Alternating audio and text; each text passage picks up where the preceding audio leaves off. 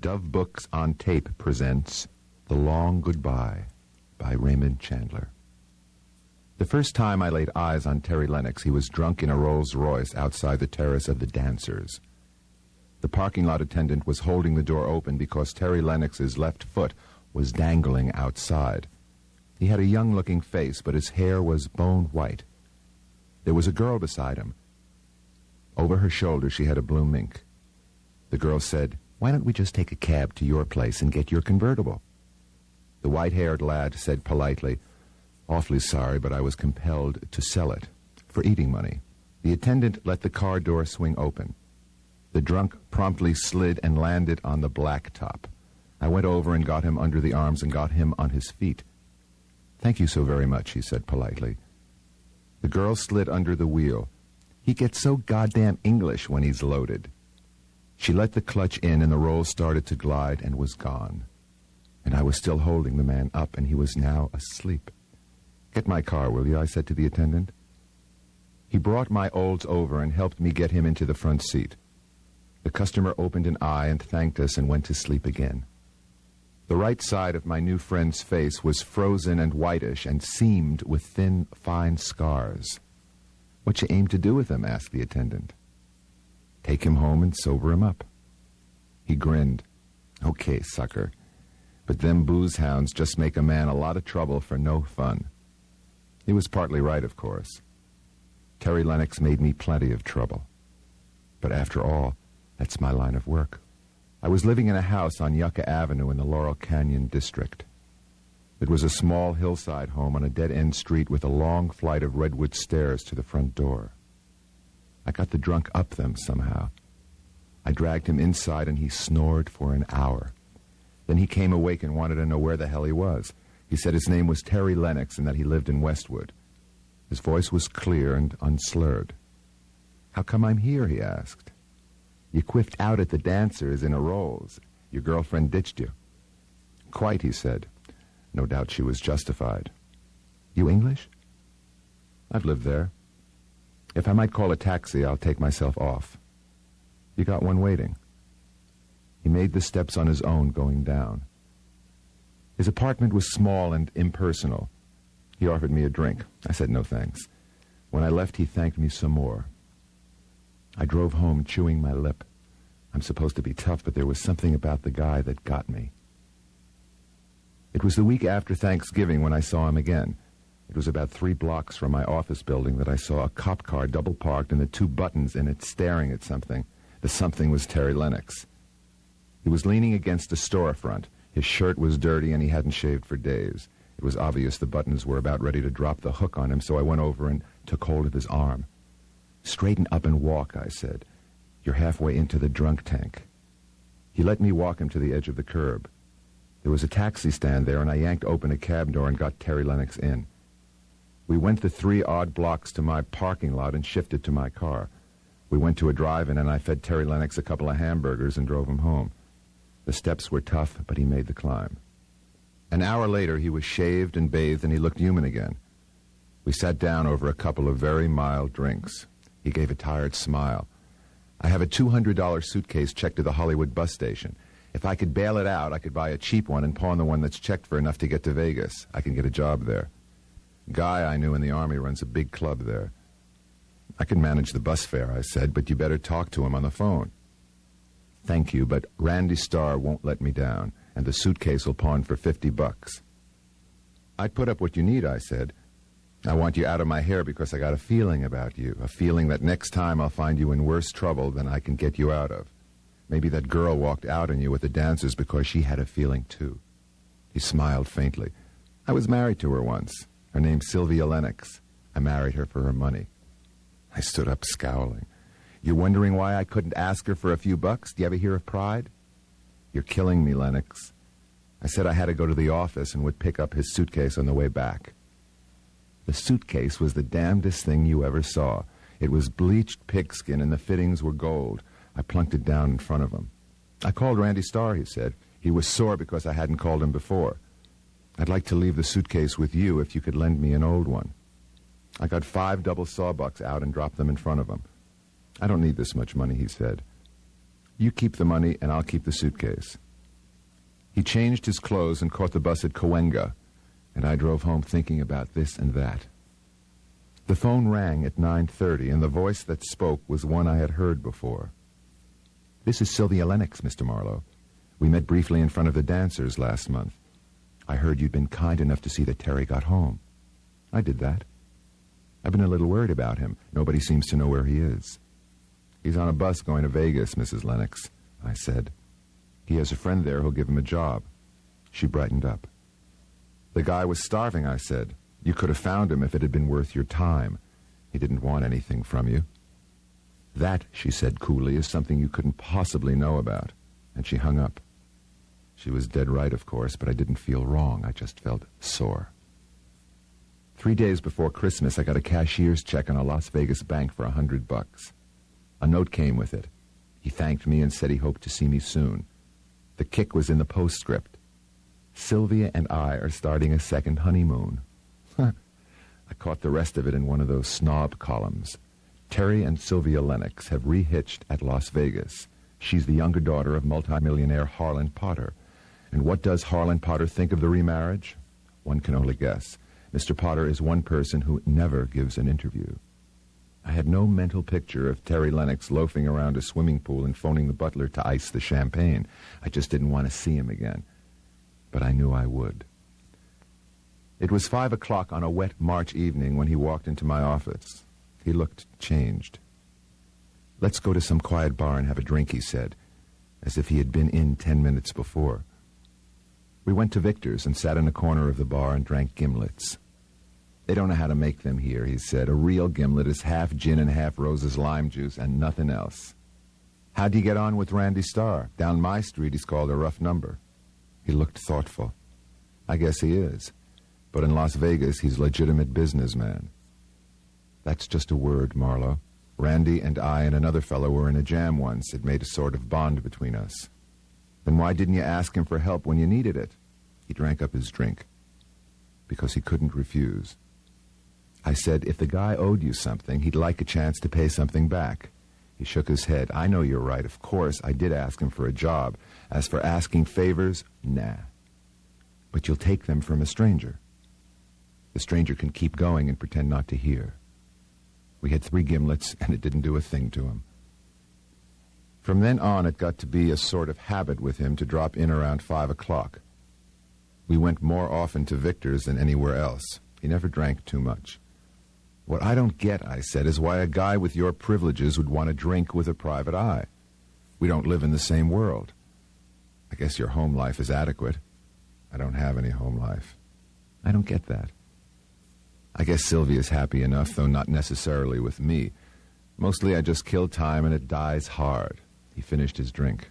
"I gotta run, Marlowe. I'm boring you, and God knows I'm boring myself."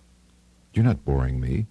Sooner or later I may figure out why you like being kept like a poodle." He touched his scars gently. "I was raised in an orphanage in Salt Lake City." He would have told me the story of his life if I'd asked him. But I never even asked him how he got his face smashed. If I had and he told me, it might have saved a couple of lives. Just possibly. The last time we had a drink in a bar was in May, and it was earlier than usual, just after 4 o'clock. He looked around with a slow smile of pleasure. I like bars just after they open for the evening. The first quiet drink of the evening in a quiet bar, it's wonderful. I agreed with him. He emptied his glass. "I feel sorry for Sylvia," he said slowly. "She's such an absolute bitch, and she's scared stiff." "What of?" "Maybe the old man. Harlan Potter's a cold-hearted son of a bitch, and Sylvia is a tramp. He knows it, and he hates it. He waits and watches, and if Sylvia ever gets into a big mess, he'll break her in two and bury the two halves 1,000 miles apart." "You're her husband." He lifted the empty glass and brought it down hard on the edge of the table. It smashed with a sharp ping. "Sure, that's what the record says. I'm the 3 white steps and the big front door and the brass knocker, and you rap 1 long and 1 short, and the maid lets you into the $100 whorehouse." I stood and dropped some money on the table. "You talk too damn much," I said, "and it's too damn much about you." I walked out, leaving him there, shocked and white-faced. 10 minutes later, I was sorry. He didn't come to the office anymore. I had got to him where it hurt. I didn't see him again for a month. When I did, it was 5 o'clock in the morning. The ringing of the doorbell yanked me out of bed and down the hall. He stood there looking as if he hadn't slept for a week. He had a gun in his hand. The gun wasn't pointed at me. He was just holding it. It was a medium-caliber automatic, foreign-made. "You're driving me to Tijuana to get a plane at 10:15, he said. "I have a passport and visa. For certain reasons, I can't take a train or a bus or a plane from L.A. Would $500 be a reasonable taxi fare?" "Come in," I said. He came in and fell into a chair. "I'm in a great deal of trouble, Seamus." "I got the general idea.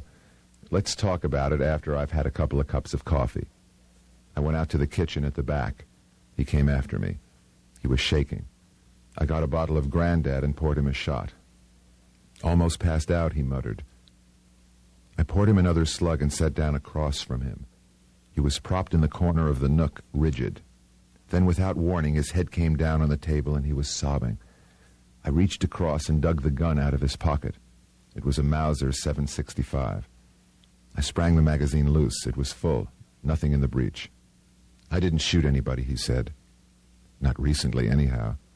"I'll tell you about it," he said. "Be very careful what you tell me," I said. "If you want me to ride you down to Tijuana, there are two things I must not be told." He nodded slightly. "One," I said, "if you have committed a crime, I can't be told about it. Two, if you have knowledge that such a crime has been committed, I can't be told about that either." "I told you I was in a jam," he said. "I don't want to know what kind of jam. I have a license to protect." "Listen," he said. "It'll be noon before anybody knocks at the door. By about noon, her maid would go in. She wouldn't be in her room. The maid would see her bed hadn't been slept in. There's a big guest house pretty far back from the main house. The maid would eventually find her there. She would find Sylvia dead drunk," I said harshly. He thought about it. "Of course," he said. "That's how it would be." "That's almost the end of the story," I said. "Let me improvise. You say you have a passport and a visa. It takes a little time to get a visa to Mexico. So you've been planning to blow for some time. I tried to call you in the middle of the night. I sleep hard. Then I went to a Turkish bath place. I stayed a couple of hours and made a couple of phone calls. I left the car. I walked from there. Nobody saw me turn onto your street." "Do these phone calls concern me?" "One was to Harlan Potter. I told him I was sorry, but I was leaving. He was sorry. Asked if I needed any money. I said I had plenty. Then I called Sylvia's sister. Much the same story there. I asked, 'Did you ever find her with a man in that guest house?' He shook his head. I never tried. It would not have been difficult."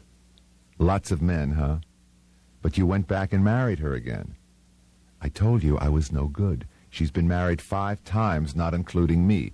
Any one of them would go back at the crook of her finger." "She's quite a dish," I said. I looked at my watch. "Just why does it have to be the 10:15 at Tijuana?" "There's always space on that flight." I stood up. "Now let's add it up. You came to me this morning in a highly emotional condition and wanted to be driven to Tijuana on an early plane. You told me you had stood things as long as you could. Last night you found your wife dead drunk and a man had been with her. You went to a Turkish bath to pass the time until morning, and you phoned your wife's 2 closest relatives and told them what you were doing. We are friends, and I did what you asked me without much thought. You took nothing but the clothes you stood up in and some money you had from your father-in-law. You wanted to go away as clean as possible. All right, I'll buy it. Now I shave and get dressed." I finished dressing and locked up the back part of the house. When I got to the living room, he had fallen asleep in a chair.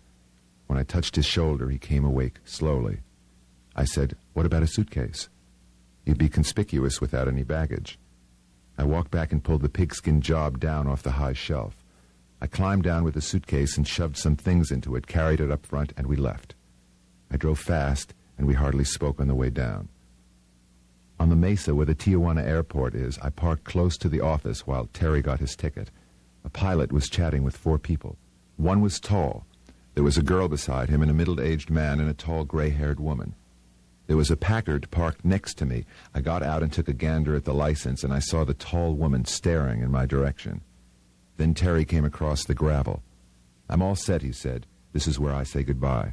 He smiled. "Remember, pal, if things get tough, you have a blank check. You don't owe me a thing. I left 5 C-notes in your coffee can." "I'd rather you hadn't." A squatty guy came out of a building and waved. "Climb aboard," I said. "I know you didn't kill her." "I'm sorry," he said quietly, "but you're wrong about that." He walked to the plane. I watched him. Then I left. It was 2 o'clock when I got back, and they were waiting for me in a sedan with no police tags. "Your name Marlowe? We want to talk to you." He was gray blonde and looked sticky. His partner was neat and had a precise nastiness about him. "Sergeant Green, Central Homicide. This is Detective Dayton." I went on up and unlocked the door. They sat in the living room. Green did the talking. "Man named Terry Lennox. Know him?" "We have a drink together once in a while." "You saw him last when?" "We used to go to Victor's fairly often, not so often to..." "Quit stalling." "Who's dead?" I asked. Detective Dayton spoke. "We're conducting a routine investigation. That's all you need to know." I got up and took down a copy of the California Penal Code. "Would you kindly find me the section that says I have to answer questions?" He was going to hit me, and we both knew it. He said everyone has to cooperate with the police. "In law, no such obligation exists," I said.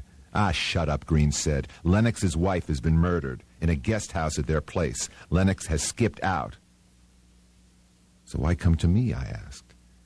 "On account of your phone number was written on a pad in his room during the past 24 hours, Green said. "Why in the guest house?" I asked. He blushed. "Seems she went there pretty often. Had visitors. Too much is enough. Lennox is our boy. He went that way about 1 a.m. The butler happened to see. He came back alone about 20 minutes later. This morning, no Lennox. The butler goes down by the guest house. The dame is naked, and she practically ain't got a face, beat to pieces with a bronze statuette." "Terry Lennox wouldn't do anything like that," I said. "It happens all the time," Green said, "so quit horsing around, or we take you in." Dayton stood up. He walked over and stood in front of me. "On your feet, bright boy. I don't take guff from a nit like you." I started to get up when he hit me. I sat down hard. Dayton was smiling now. "Let's try again," he said. Green was looking at his thumb. He said almost absently, "For the record, Marlowe, last time you saw Terry Lennox, yes or no?" "How about the other guy?" I asked. "What other guy?" "In the guest house. You're not saying she had to go down there to play solitaire?" "You don't talk. We take you in, Marlowe." "As a material witness?" "My foot. Suspicion of accessory after the fact of murder. My guess is you took the guy somewhere. Come on, Marlowe. I'm blowing the whistle on you." "Blow it," I said. "Terry Lennox was my friend. You've got a case against him. Motive, opportunity, and the fact that he skipped. The motive is old stuff. The rest of it means nothing. At the inquest, I'll have to answer questions. I don't have to answer yours. If you want to get me in a real jam, let Dayton hit me again. I'll break his goddamn pencil for him." "I'll use the phone," Green said. He crossed to the phone and lifted it. The captain said to bring me in and rough. The homicide captain that year was a Captain Gregorius, the kind of copper that solves crimes with a bright light, a kick in the kidneys, and a knee to the groin. Right now, I was his meat. Green said all we got on him is he won't tell us nothing, Skipper. "Thinks he's tough," Gregorius said. "We could change that. Point is, the DA smells a lot of headlines seeing who the girl's old man is. Put the cuffs back on, make 'em bite." Green cuffed my hands behind my back. I was sitting on a hard chair. My hands started to feel numb. Gregorius looked at me. "You can talk now. Make it snappy." I didn't answer. He grinned. His hand went around his coffee cup. The cup jerked, and I beat it by going sideways out of the chair. Green helped me back. "He moves fast," Gregorius said. He looked me over. "Now let's have your statement. You got information, and I want it."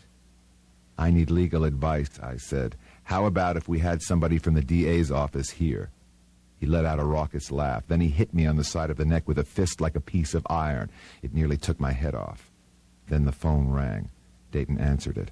He listened, then held the phone out to Gregorius. "Commissioner Albright, sir." Gregorius scowled. He took the phone and listened. "Yeah, he's here, Commissioner." "Sure." "Hell, nobody laid a glove on him."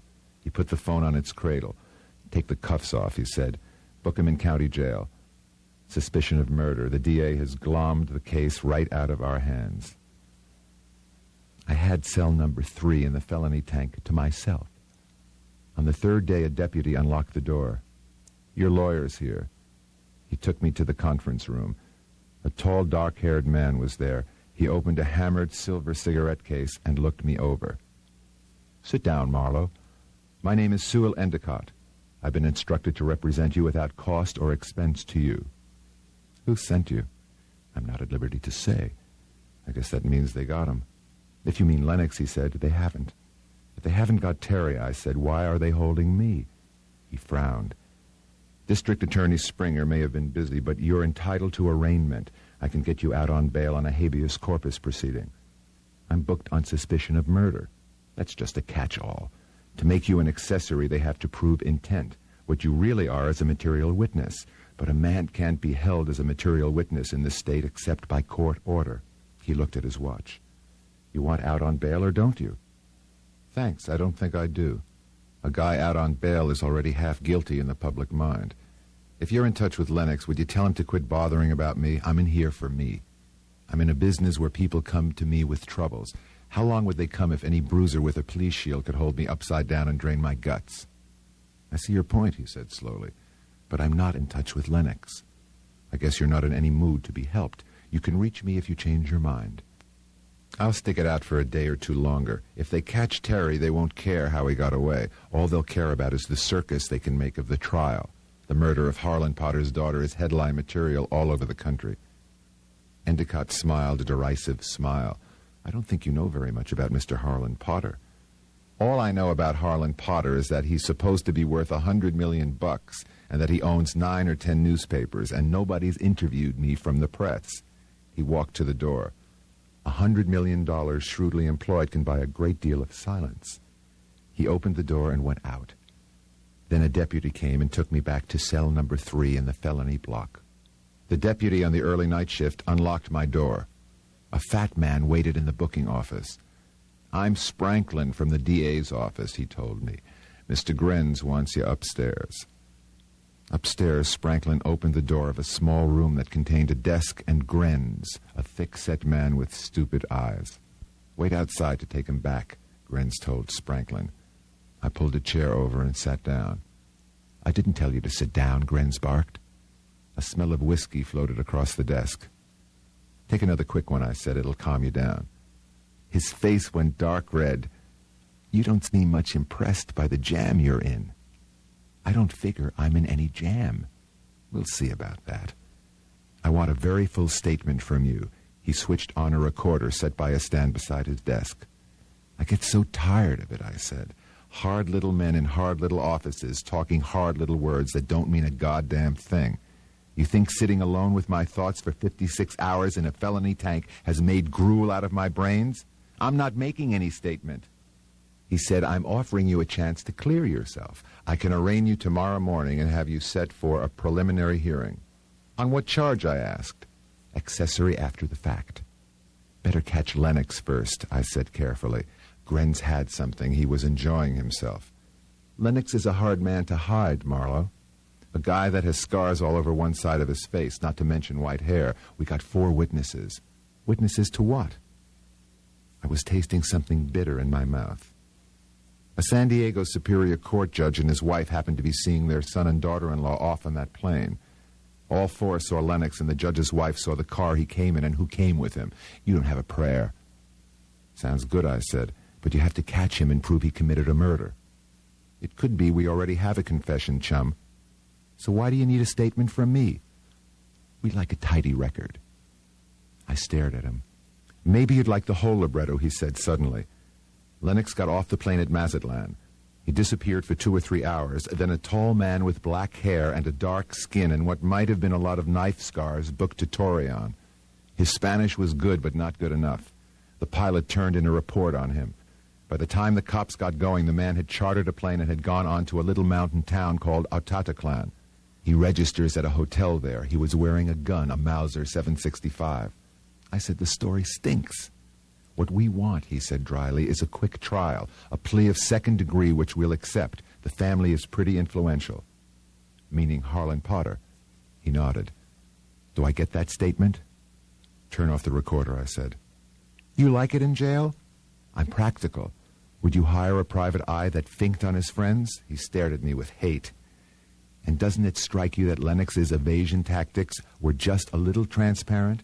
He has brains enough not to disguise himself as a Mexican in Mexico.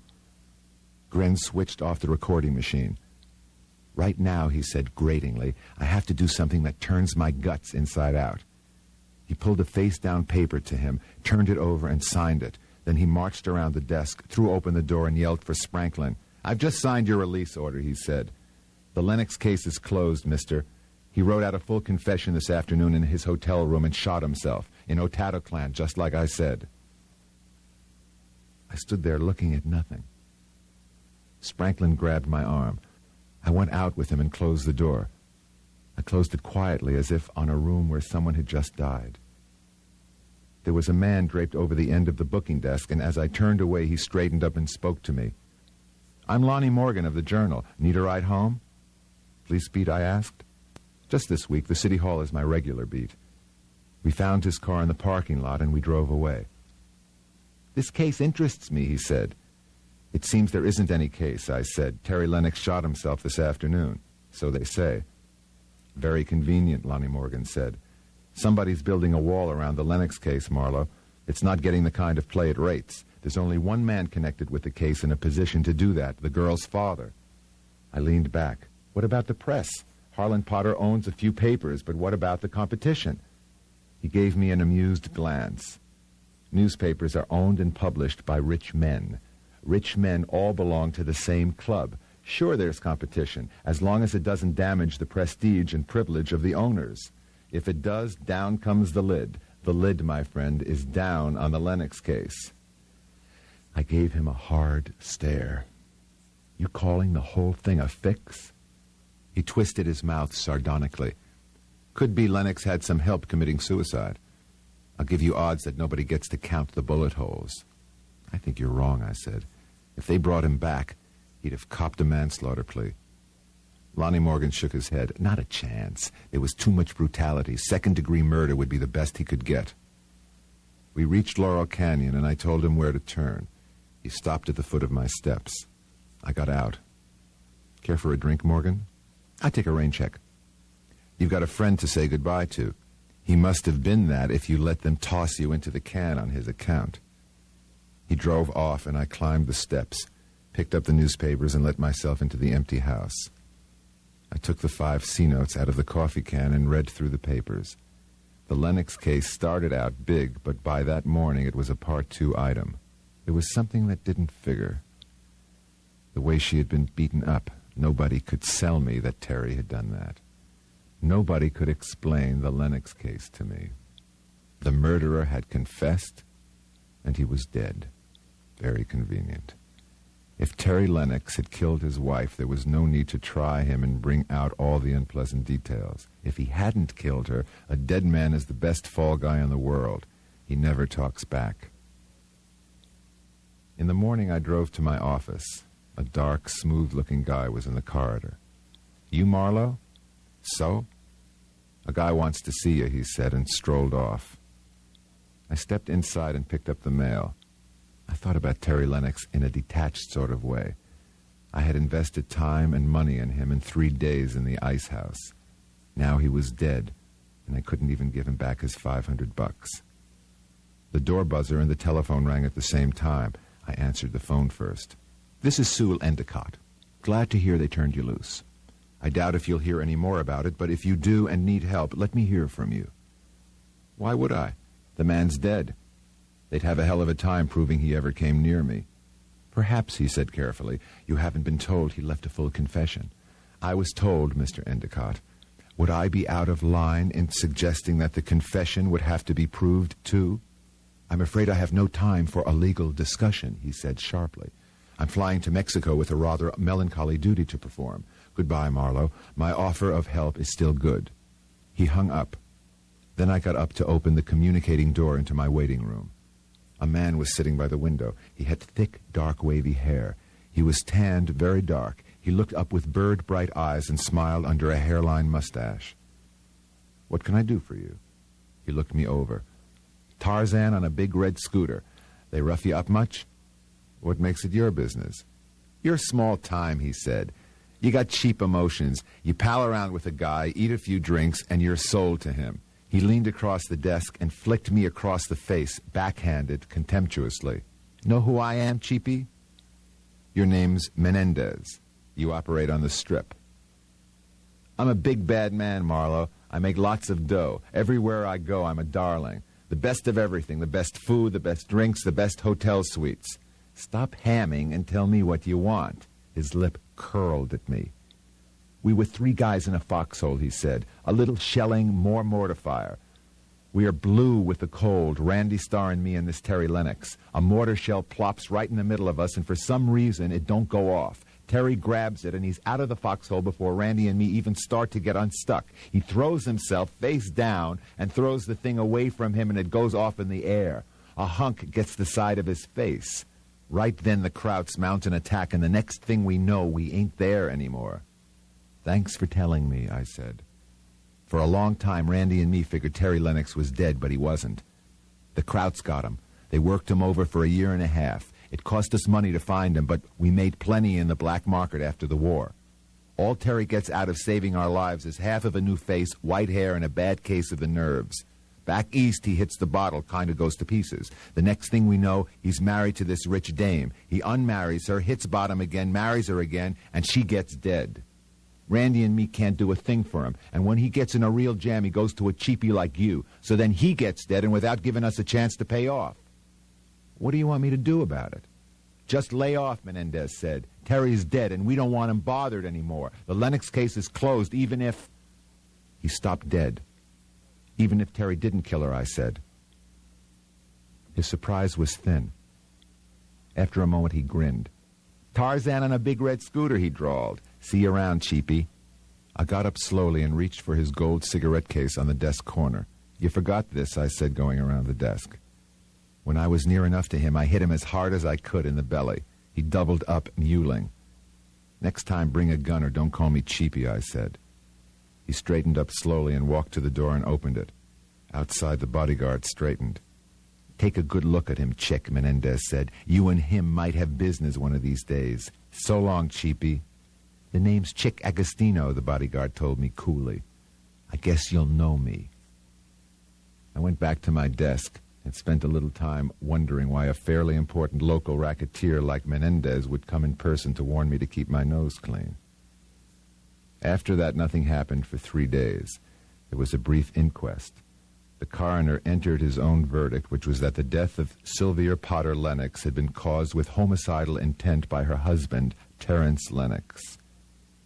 Late afternoon of the 3rd day, the telephone rang, and I was talking to a man who said his name was Howard Spencer, that he was a representative of a New York publishing house in California on a business trip, that he had a problem he would like to discuss with me, and would I meet him in the bar of the Ritz Beverly Hotel at 11 the next morning.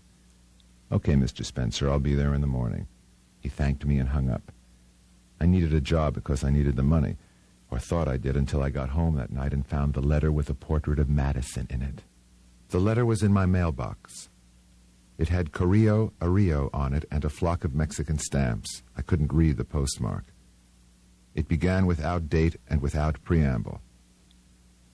I'm sitting beside a second-floor window in a room in a hotel in a town called Otataclan. There's a mailbox just below the window, and when the mozo comes with coffee, he's going to mail this letter for me and hold it up so I can see it before he puts it in the slot. There's a swarthy character outside the door waiting for something. He won't let me out. I want you to have this money. Call it a token of esteem for a pretty decent guy.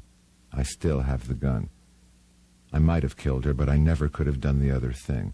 The main thing now is to save a useless scandal. Her father and her sister have their lives to live. I have written a confession. I feel a little sick and more than a little scared. So forget it and me. But first drink a gimlet for me at Victor's, and after that Terry Lennox over and out. And so goodbye. A knock at the door. I guess it'll be the mozo with the coffee. Terry. That was all. It had been the mozo with the coffee, all right. Otherwise, I would never have had the letter, not with a portrait of Madison in it. A portrait of Madison is a $5,000 bill.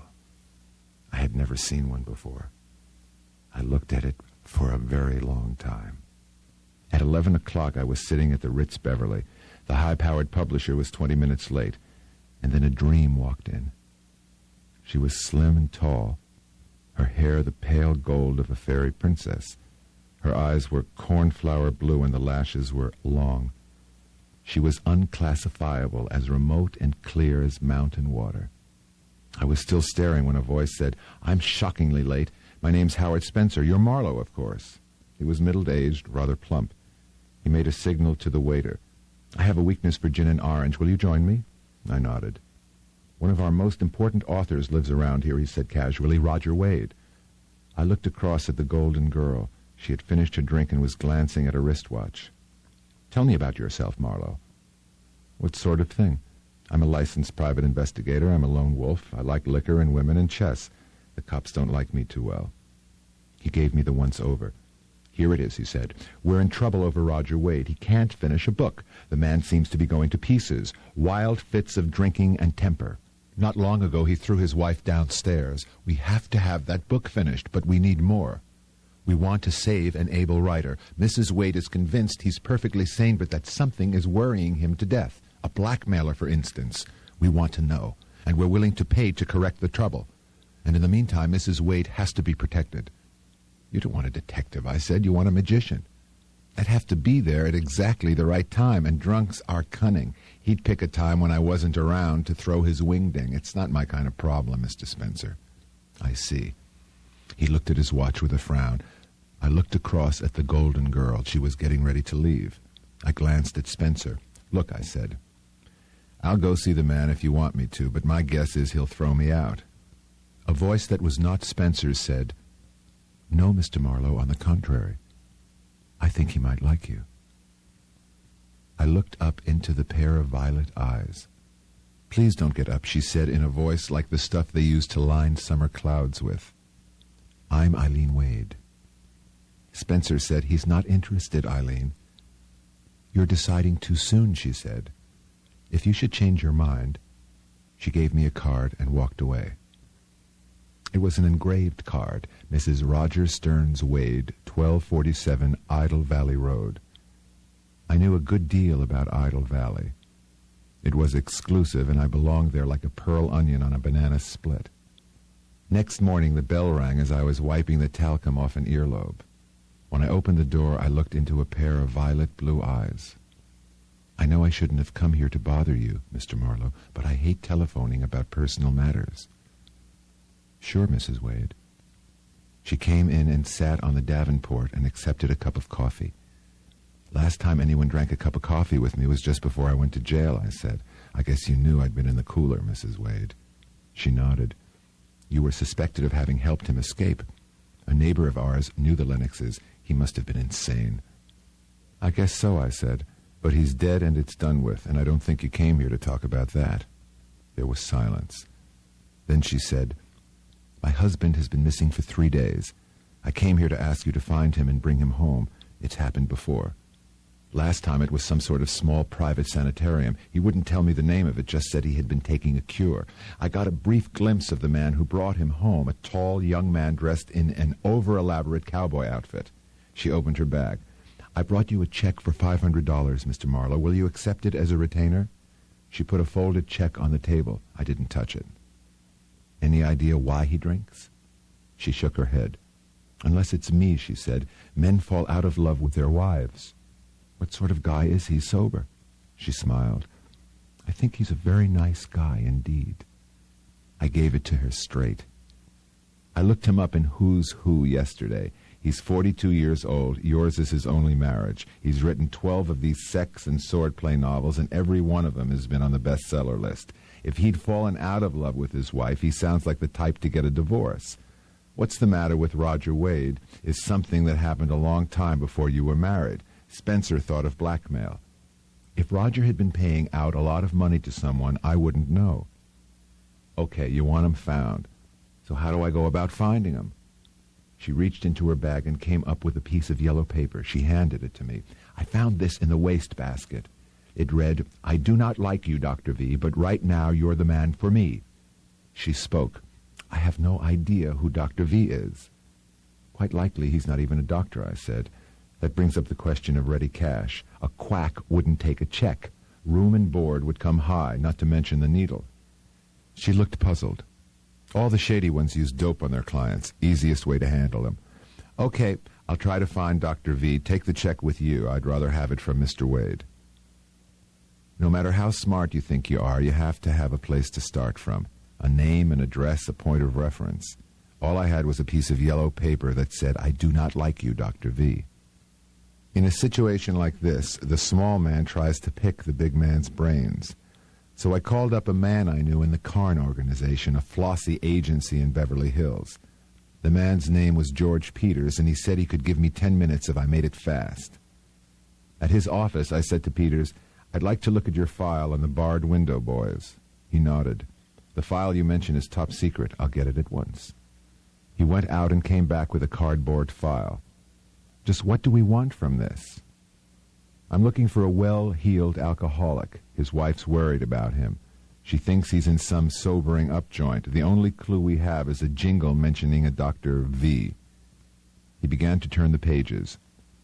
3 of them here, he said. Dr. Amos Varley, an osteopath, place in Altadena. Then we have Dr. Lester Vukinich, ear, nose, and throat on Hollywood Boulevard. Our last offering is a man named Veringer, who runs a sort of art colony for writers and such. He's here because a lady poet suicided at his ranch. Overdose of morphine. I like Veringer very much, I said. Peters closed the file. You haven't seen this, he said. I started to thank him, but he shook it off. By the way, I heard something about your friend Lennox. One of our boys ran across a fellow in New York 5 or 6 years ago that answers the description exactly. But the guy's name was Marston. Why would he change his name? He had a war record that could be checked. I don't know. You can talk to our man when he gets back in town if it means anything to you. Thanks, George. Back from the highway at the bottom of Sepulveda Canyon were 2 yellow gateposts. A 5-barred gate hung open from one of them. Over the entrance was a sign, No Admittance. I turned in and followed a graveled road and stopped in front of a redwood building. There were rustic cabins scattered loosely over the side of the hill. I sat listening. The place seemed to be as dead as Pharaoh. Then I heard whistling, and a man pushed the screen door open and strolled down the steps. He wore a gaucho hat, a white silk shirt, a wide black sash, and skin-tight black pants. He stopped and looked at me, still whistling. He struck an attitude. You from the bank? I'm looking for Dr. Veringer. Who's he? He owns the place.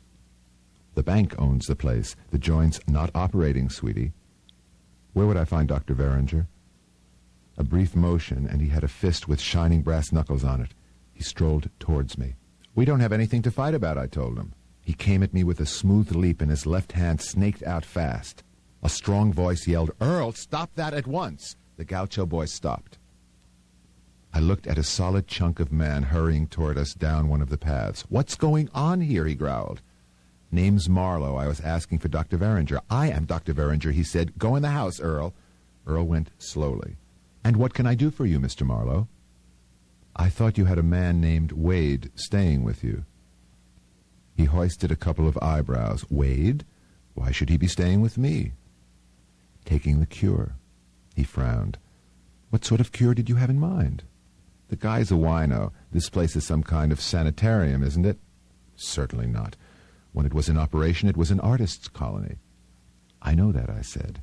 It's in the file. What file? We've got a file on what we call the barred window boys, Doctor. He drew himself up. I must ask you to leave. Okay, I'll leave. Thanks for the time, Doctor. Earl bothers me a little. By the time I got into my car, Dr. Veringer was beside me. We need not quarrel, Mr. Marlowe. Just what bothers you about Earl? The guy's a manic depressive, isn't he? Right now he's on the upswing. He looked grave.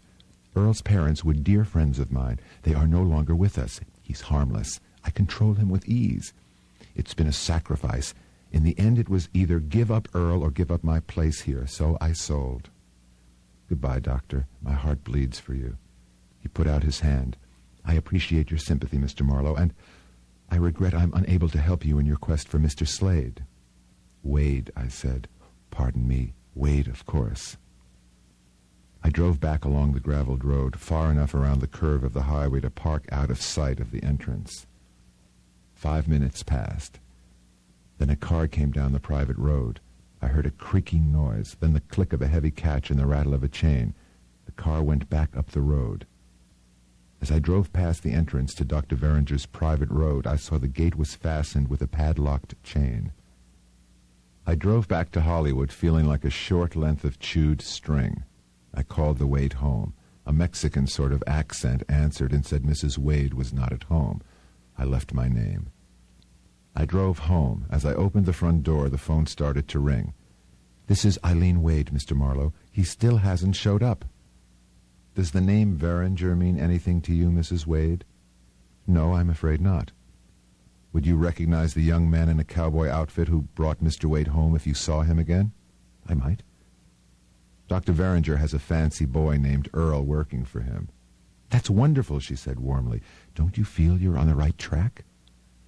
"I could be wetter than a drowned kitten. I just wanted to make sure Roger hadn't come home and you hadn't recalled anything definite."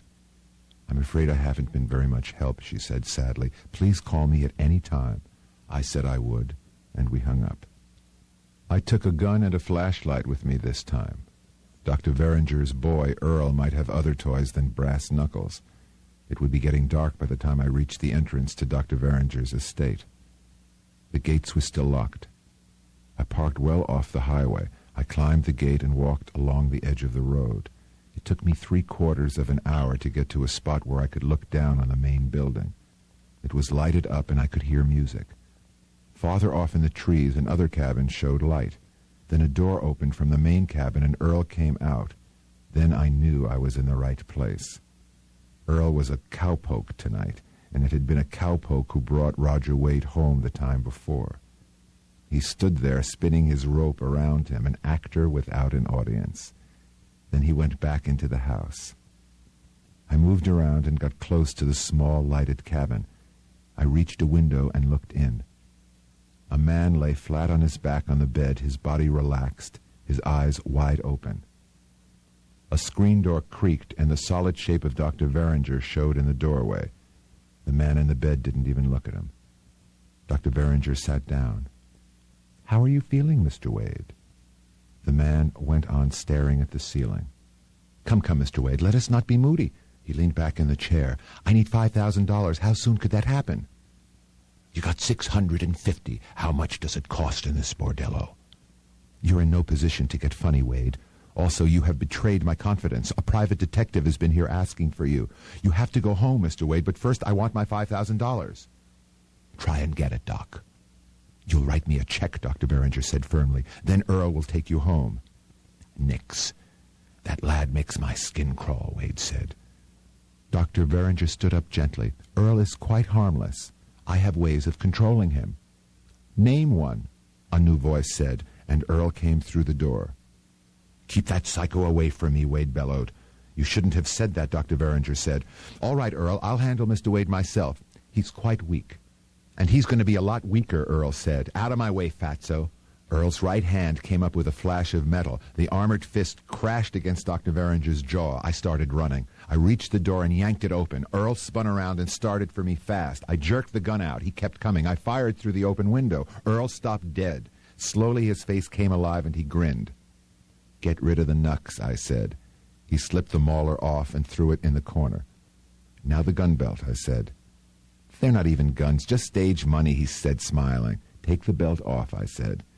He did it quite amiably. It wasn't until then that he saw Dr. Verringer crumpled on the floor. He made a sound of concern.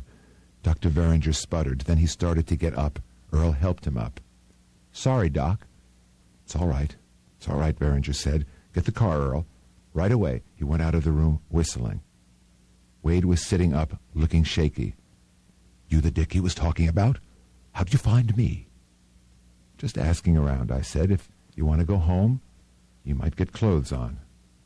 "I'll help him," Dr. Verringer said thickly. "All I do is help people, and all they do is kick me in the teeth." I went out and left them to work at it. Wade climbed into the back seat, and I got in beside him. Dr. Verringer drove. He pulled up close to where my car was. Wade got into it. Verringer walked back to his car and got into it and was gone. I headed toward the city. I turned over the pass, and after a climb, the lights of the valley spread out in front of us. "You haven't told me your name." "Philip Marlowe." "You the guy that was mixed up with Lennox?" "Yeah." "I knew her," Wade said. "A little. Him I never saw. Maybe you don't like to talk about it." "Why would that interest you?" "Hell, I'm a writer." "We'll take tonight off." "Okay, Marlowe. You don't like me." We reached the turnoff. "I don't either like or dislike you," I said. "Your wife asked me to find you and bring you home. It's just a job." He said his house was a mile further on. "How much is she paying you?" he asked. We didn't discuss it. "Whatever it is, it's not enough. You did a great job, chum." We reached the house. I pulled into the driveway and stopped close to the garage. "Can you make it?" "Of course." He got out. "Aren't you coming in?" "Not tonight, thanks." "Okay," he said shortly. He turned and walked carefully to the front door. It opened. He went in. I started backing from the driveway. Somebody called out. I saw Eileen Wade standing in the open doorway. She started to run. When she came up, I said, "I ought to have called you, but I was afraid to leave him." "Of course, please come in and tell me about it." "He should be in bed. Good night, Mrs. Wade. You must be tired. Don't you want a drink?" "So you knew Sylvia Lennox," I said. "Who?" She sounded puzzled. "Sylvia Lennox." "Oh, no, I didn't know her personally. I knew who she was. Did Roger tell you he knew her?" "He said something about the case when I told him my name." "I see. I must go in, Mr. Marlowe, and see if my husband needs anything."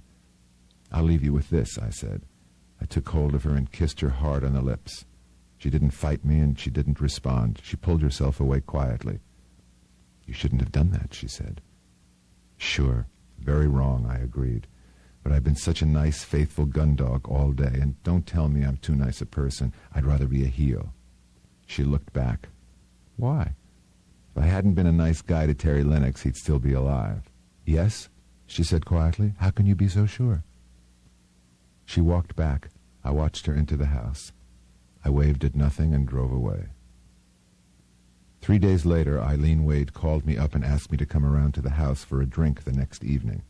They were having a few friends in for cocktails. "You will come, won't you?" "I guess so," against my better judgment. "Roger's working again." "Good." She said goodbye and hung up. I sat there for a while. Then I got Terry Lennox's letter of farewell out of the safe and reread it. It reminded me I'd never gone to Victor's for that gimlet he asked me to drink for him. It was just about the right time of day for the bar to be quiet, the way he would have liked it. It was so quiet in Victor's you almost heard the temperature drop as he came in. On a bar stool, a woman was sitting alone with a pale greenish drink in front of her. She had a fine, drawn, intense look. I sat down 2 stools away. "A gimlet," I said to the barkeep. The woman gave me a quick glance. "So few people drink that around here," she said. "Gimlets, I mean." "A fella taught me to like them," I said. "He must be English." The bartender set the drink in front of me. The woman lifted her own glass towards me. We both drank. I knew hers was the same drink. "He wasn't English," I said. "I guess he'd been there during the war. We used to come here once in a while." "Perhaps I knew your friend," she said. "What was his name?" "Lennox," I said. She nodded. "Yes, I knew him, perhaps too well." "My name's Marlowe." "My name is Linda Loring," she said. "So you're the man." I said, "I'm a fellow who knew Terry Lennox, liked him, and had an occasional drink with him. If what I hear is true, you helped him." I reached for my drink. "Perhaps you could tell me something about Terry I didn't know." She stared. "He killed himself and left a full confession. What more do you want?" "He had a gun," I said. "In Mexico, that might be an excuse for some jittery cop to pour lead into him. As for the confession, I haven't seen it. It may be real enough, but it doesn't prove he killed his wife. All it proves to me is that he didn't see any way out. In a spot like that, a certain sort of man might decide to save some other people from a lot of painful publicity." "That's fantastic," she said. "Her sister and her father, they could take care of themselves. People with enough money can always protect themselves." Suddenly she smiled. "I'm sorry, I'm beginning to think you're sincere." "I did something foolish and got the works for it. His confession saved me a lot worse." She tasted her drink. Don't you think it was best the way it is? No trial, no headlines, no mudslinging. Could you by any chance be related to the Potter family, Mrs. Loring? Sylvia Lennox was my sister, she said. I thought you would know. With the hush old man Potter put on this affair, I would be lucky to know that Terry's wife had a sister. Surely you exaggerate. My father is hardly that powerful. He liked Terry. His death was quite a blow to him. If Terry had asked him for help, I think he would have given it. Oh, no, Mrs. Loring. His daughter had been murdered. She eyed me coldly. Father had written my sister off long ago. All of a sudden, I got mad. For hell's sake, Mrs. Loring, what are you trying to sell me? That Harlan Potter is such a sweet character, he wouldn't dream of using his influence to drop the blanket on a murder investigation?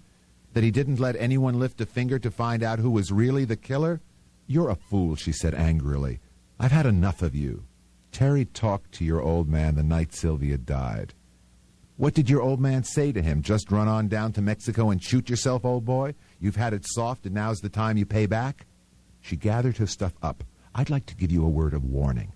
If you go around broadcasting the kind of thought you have just expressed, your career in this city is apt to be extremely short. Perfect, Mrs. Loring, perfect. I came here to drink a gimlet because a man asked me to. Now I'm practically in the boneyard. She stood up. I stood up beside her. She said, "There's a man at the bar watching us. Would it be anyone you know?" I looked around. His name is Chick Agostino. He's a gun-toter for a gambling boy named Menendez.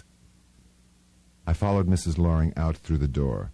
A gray-haired chauffeur touched his cap and went off and came back with a Cadillac limousine. Mrs. Loring got into it. She ran the window down and looked out at me.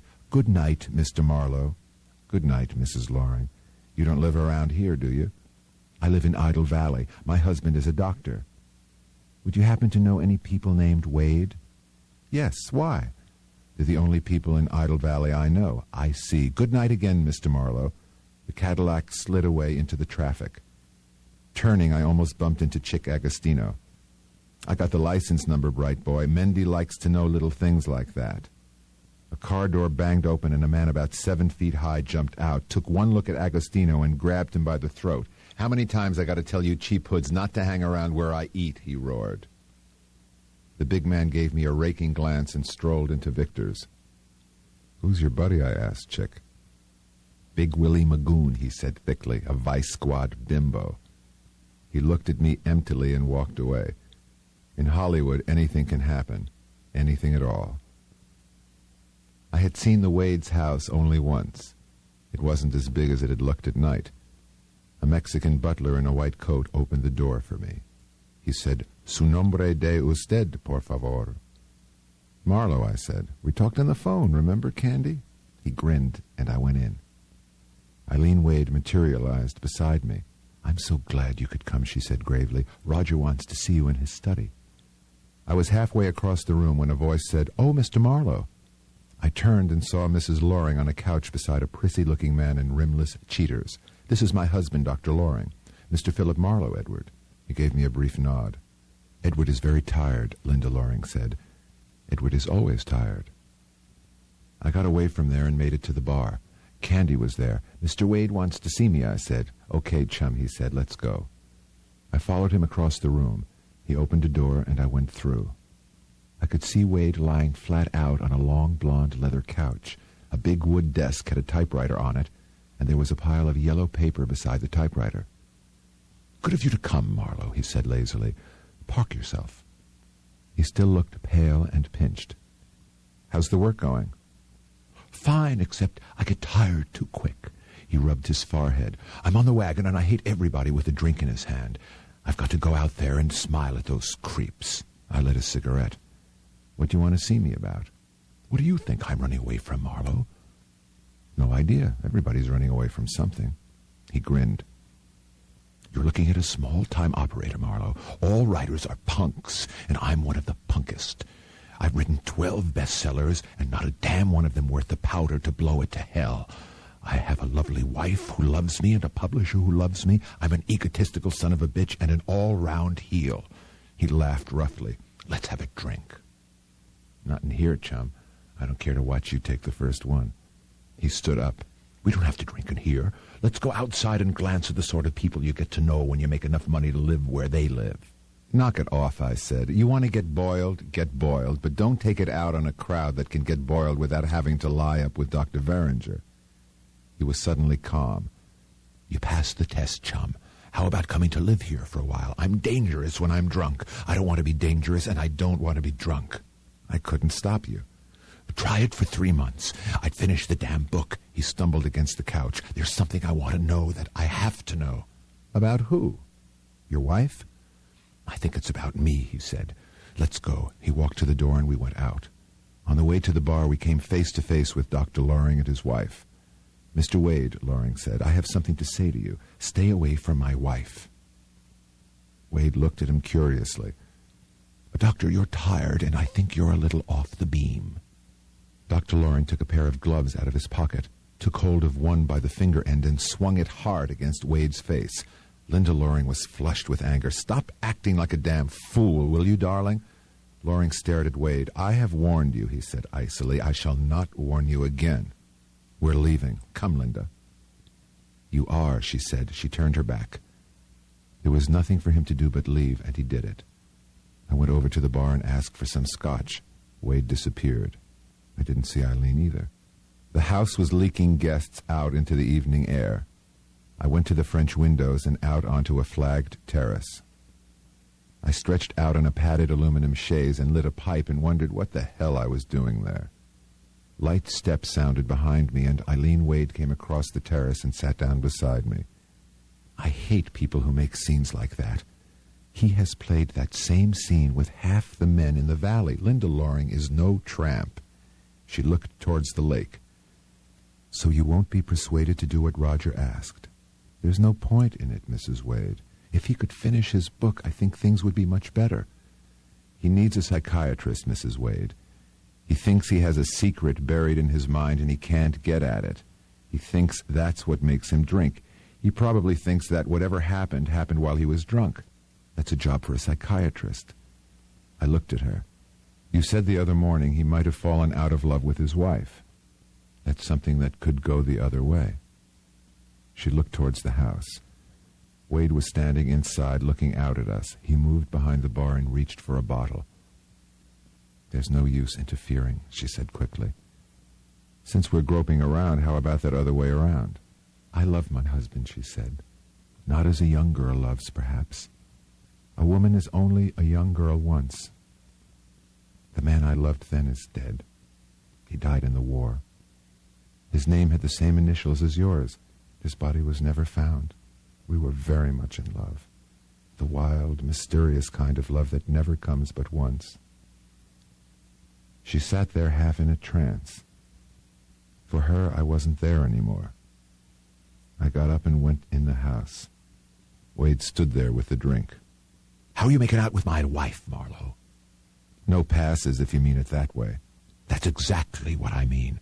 If I may quote the scintillating words of the good Dr. Loring, stay away from my wife, Marlowe. Sure, you go for her. You'd like to share her dreams. But there's nothing there, chum. Nothing.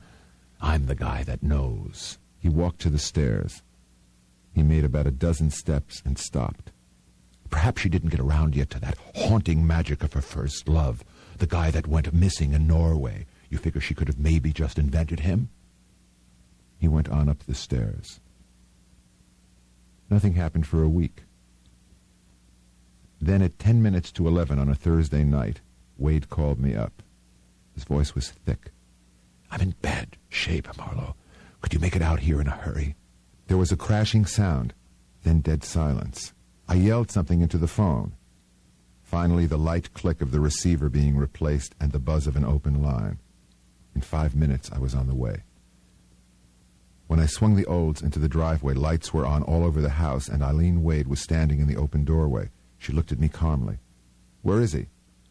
He fell down, she said. He must have tipped the chair too far back. He cut his head. There's a little blood, not much. Where's he now? She pointed out there somewhere by the edge of the road. Christ's sake, didn't you look? I decided she was in shock. No, she said calmly, I've had all of it I can take. She turned and walked back into the house, leaving the door open. Inside the door, she just crumpled to the floor and lay there. I scooped her up and spread her out on one of the two big Davenports. I felt her pulse. Didn't seem weak or unsteady. I left her there and went back out. He was there, all right. He was lying in the shadow of the hibiscus. He had a fast pulse and his breathing was unnatural. Something in the back of his head was sticky. I got him hoisted into a fireman's lift position and plowed across the lawn in the direction of the front door. I staggered to the couch and rolled him off. I looked at his head. It was smeared with blood. Then Eileen Wade was standing beside me with the same remote expression. I telephoned Dr. Loring. He's my doctor. Where's Candy? This is his day off. Can you get him up to the bed? Not without help. We spread a rug over him, and in 15 minutes Dr. Loring came, complete with the expression of a man who has been asked to clean up after the dog got sick. He examined Wade's head. A superficial cut, no concussion. Bathe his head gently, he'll sleep it off. He left. Eileen glanced at her watch. Candy ought to be home by now. She went out through an archway and in a minute came back and had Candy with her. Help Mr. Marlowe carry my husband upstairs, Candy. I think I'll say good night. I'm tired out. She went up the stairs. We carried him, and even for two he was as heavy as a coffin. At the top of the stairs we went past a closed door. Candy pointed to it with his chin. La Senora, he whispered. You knock very light. Maybe she'll let you in. I didn't say anything because I needed him. We turned in at another door and dumped Wade on the bed. Then I took hold of Candy's arm high up where dug-in fingers can hurt. What's your name, Cholo? Don't call me Cholo, he snapped. Juan Garcia, I'm Chileno. Okay, Don Juan, keep your mouth clean when you talk about the people you work for. He jerked loose and stepped back. His hand slipped inside his shirt and came out with a long, thin knife. He balanced it by the point on the heel of his hand. Then he dropped the hand and caught the handle of the knife while it hung in the air. It was done very fast and without apparent effort. And keep your paws to yourself, he said with a sneer. He turned to Wade. There was a smear of blood on the pillow. Who cut the boss? Not me, chum. He fell. It's only a shallow cut. You see him fall? Before I got here. You like this guy, don't you? He didn't answer. We got Wade undressed and into his pajamas. Candy looked down at him sadly and went out of the room. I turned Wade over and washed the blood off of his head gently. I could see a shallow cut about 2 inches long. I turned him on his back and washed his face. He opened his eyes. Who hit me? You took a fall. You called me. I called you? He grinned slowly. Where's Eileen? Gone to bed. Quit talking. Go to sleep. Sleep? What would that be? Maybe a pill would help. In the drawer. Night table. I opened it and found a plastic bottle with red capsules in it. Seconal. Prescription by Dr. Loring. Mrs. Roger Wade's prescription. He said 1 capsule would be enough. He took it and drank some water and lay back. Time passed. Then he said slowly, Do me a favor, Marlowe. I wrote some crazy stuff I don't want Eileen to see. It's on top of the typewriter under the cover. Tear it up for me. Sure. A longish pause. Ever kill a man, Marlowe? Yes. Nasty feeling, isn't it? I didn't answer. He began to snore. I dimmed the light in the room and went out. I stopped outside Eileen's door and listened. I didn't hear any sound. Downstairs I crossed to the study. The typewriter was on a heavy stand, and beside it on the desk there was a mess of yellow paper. I took the cover off the typewriter. The stuff was there, several sheets of yellow papers that I was supposed to destroy. I took them to the couch and sat down to read. What I read was really wild, like this. The moon's 4 days off the full, and it's looking at me like a big, blind, milky eye. I'm dirty. My hands are shaking. I smell foul. The glass on the table is empty. It would take both hands to pour the stuff now. It's all right for the first 3 days, and then it is negative. The price keeps getting higher, and what you get for it is less, and then there is always the point where you get nothing but nausea. Well, I did it. I got up. What a man. I took it, both hands, hardly spilled a drop. The glass is empty. It's on the table again. Now to get upstairs. Maybe a short one for the journey. Double space. Been up and came down. Didn't like it upstairs. She was sleeping on her side without sound. One of her eyes opened. Or did it? No. Would have sat up and said, "Are you sick, darling?" I came downstairs again. My guts lurched with the steps. I made the main floor and I made the couch and I waited for my heart to slow down. The bottle is handy. I gave Candy too much money. Mistake. Should have started him with a bag of peanuts and worked up to a banana. Maybe ought to kill the shiny-eyed bastard. A good man died for me once. Why not a cockroach in a white jacket? Forget Candy. The other I shall never forget. Better telephone. Getting very bad. Very, very. That was all. I folded the sheets up small and pushed them down into my inside breast pocket. Then I heard a shot. On the balcony, 2 doors were open now, Eileen's and his. There was a sound of struggling from his, and I came through the door to find her bending over the bed, wrestling with him. The black gleam of a gun shot up into the air. 2 hands, one large male, one small female, were both holding it. She now had both hands on the gun, and with a jerk she got it away from him. She stood leaning against me, holding the gun. She was racked with sobs. I reached around her and put my hand on the gun. She let go. The barrel was warm. I dropped the gun in my pocket. Wade opened his eyes, and a weary smile played on his lips. "Nobody hurt," he muttered. "Just a shot into the ceiling." I felt her go stiff. "Poor miserable Roger," she whispered. "Where was the gun?" I growled. "Night table in the drawer." There hadn't been any gun in the drawer, and he knew I knew it. The pills had been in there, but no gun. "Or under the pillow," he added. "I shot once." He pointed up there. There seemed to be a hole in the ceiling plaster, all right. Nuts. You were swimming in self-pity. You got up and got the gun and got back into bed ready to wipe out the whole messy business. But I don't think you had the nerve. You fired a shot not meant to hit anything, and your wife came running. That's what you wanted. Pity and sympathy, pal. Even the struggle was mostly fake. She couldn't take a gun away from you if you didn't want her to. "I'm sick," he said. "Does it matter?" Matters like this. They put you in the psycho ward. That's enough, Eileen said sharply. He is sick. He wants to be sick. I'm just reminding him of what it would cost him. You go back to your room. How dare you, unless you want me to call the police. These things are supposed to be reported. She looked exhausted now and frail. It's all right, I said. He won't do it again. She gave him a long look and went out of the room. I sat down on the side of the bed. Did I hit right about that shot? More or less. Nobody can stop you from killing yourself if you really want to. Did you do what I asked you? That stuff in the typewriter? Uh-huh.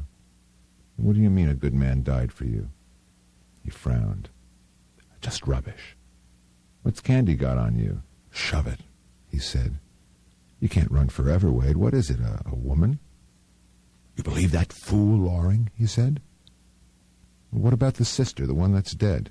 It was a wild pitch, but it split the plate. Is that why you're here? He asked in a whispering voice. You invited me. I'm not the first husband who's been an adulterer. Leave me alone. One of these days we'll get it together, I said. I've been living in hell. It's obvious. The point is why. He lay back and deflated. When his eyes got heavy, I went out of the room. Eileen's door was open. Her room was dark, but there was enough light from the moon to frame her standing just inside the door. She called out something that sounded like a name, but it wasn't mine. I said, he's gone back to sleep. I always knew you would come back, she said softly, even after 10 years. I peered at her. One of us was goofy. Shut the door, she said in the same caressing voice. All these years I've kept myself for you. I shut the door. She pressed herself hard against me. Her mouth came up to be kissed. Then her hands dropped and the robe she was wearing came open, and underneath it she was as naked as September morn. Put me on the bed, she breathed. I did that. She kept her arms around my neck. Then she thrashed and moaned. This was murder. I was losing control. Candy saved me. There was a thin squeak, and I swung to see the doorknob moving. I jerked loose and jumped for the door. I got it open and barged out, and he was tearing along the hall and down the stairs. I went back to the door and shut it. from the outside. The spell was broken. I went downstairs and crossed into the study and grabbed the bottle of scotch and tilted it. The whiskey hit me hard and fast, and I kept guzzling it until the room started to get hazy. Then I was flat out on the leather couch trying to balance the bottle on my chest. That was the last incident of which I took any precise notice. A shaft of sunlight ticked one of my ankles. I opened my eyes, and an axe split my head. The clock said a minute short of 6:30. I plowed across to the half-bath and sloshed cold water in my face. I reached for my jacket and took the gun out and swung the cylinder away from the frame. Then I thought, what's the use? There are always more. So I put them back and carried the gun into the study and put it in one of the desk drawers. When I looked up, Candy was standing in the doorway, his eyes bitter. The boss is okay. Asleep. You want breakfast? No, thanks. Okay, scram, he said. We don't want you here. I take care of the boss. You making it pay? Oh, yeah. Good money. How much on the side for not spilling what you know? He grinned. You give me a couple of $100, Seamus, so I don't tell the boss you come out of her room last night. Pachuco stuff, I said contemptuously. There was a gleam in his eye. Just don't come around here anymore, tough boy. I come around here whenever I feel like it. Watch your lip. He walked out. I decided to be on my way. I had had a skinful of the Wade family. As I crossed the living room, Eileen was coming down the stairs. She looked at me with complete surprise. I put his gun in the desk, I said. Gun? Then it seemed to dawn on her. But I thought you'd gone home. I walked over closer to her. She had a thin gold chain around her neck and some kind of fancy pendant in gold and blue on white enamel. It was some kind of military insignia. I got drunk, I said. I was a little lonely. You didn't have to be, she said, and there wasn't a trace of guile in her eyes. I'm leaving now, and I'm not sure I'll be back. You heard what I said about the gun? You put it in his desk, but he didn't really mean to shoot himself, did he? Next time he might. I don't know how to thank you.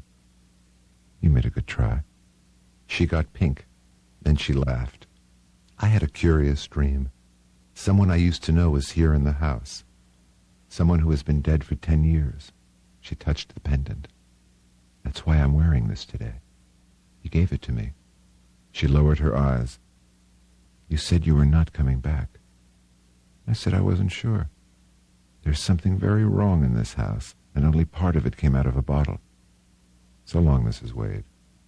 And if you really care about Roger, you better find the right kind of doctor, and quick. She laughed. Oh, that was mild last night. He'll be working this afternoon. I gave her the last shot right in the teeth. You don't really want to save him, do you? That, she said, was a beastly thing to say to me. She stepped past me, and then the big room was empty, and I let myself out. It was a perfect summer morning. Idle Valley was a perfect place to live. Nice people, with nice homes, nice cars. But all a guy named Marlowe wanted from it was out, and fast. I went home and showered and shaved and began to feel clean again. It was about noon when the telephone rang and the voice said, "This is Linda Loring. I'd like to see you. I could be at your office in about an hour." "I'll be there." "Thank you very much." She hung up. I was slow getting there, and she was there already. I held the door open for her, and she gave my office the usual once-over. "Don't let the office fool you," I said. "Want to see a portrait of Madison? I've got it in the safe." I spun the knob and opened it and dropped an envelope in front of her. She picked up the bill. "You got this from Terry, didn't you? He had one he carried on him. What were you supposed to do for it, Mr. Marlowe? Did he give you a list of his wife's lovers so that you might find a murderer among them? And would the name of Roger Wade appear on that list? Is that why you're making yourself so useful to the Wades? Let me set you right on a couple of points, Mrs. Loring. Terry gave me no list and mentioned no names. My getting involved with the Wades was the work of a New York publisher and involves finding out if there's any special trouble that makes him get drunk. I put my money away in the safe. Any drunk will eventually turn up with a loose woman. Wade is a drunk, but you're not a loose woman, so we rule you out. She sat looking. May I ask what you propose to do next? Let's get around to why you wanted to see me. I have a car downstairs. Could I prevail upon you to drive home with me and drink a cup of tea? I have a guest who'd like to make your acquaintance. The old man? I don't call him that, she said evenly. It was the damnedest looking house I ever saw. a square gray box 3 stories high. Amos, the chauffeur, stopped the caddy in front of the pillared entrance and came around to hold the door open for Mrs. Loring. "Shall we go in?" she said. "My father doesn't like to be kept waiting." We went up the stone steps. The hallway was bigger than the floor space in the house I was living in. We went into a dim room that couldn't have been less than 70 feet long. "This is Mr. Philip Marlowe, Father," Mrs. Loring said. "Mr. Harlan Potter." He looked at me like an entomologist looks at a bug. There was silence until the tea came.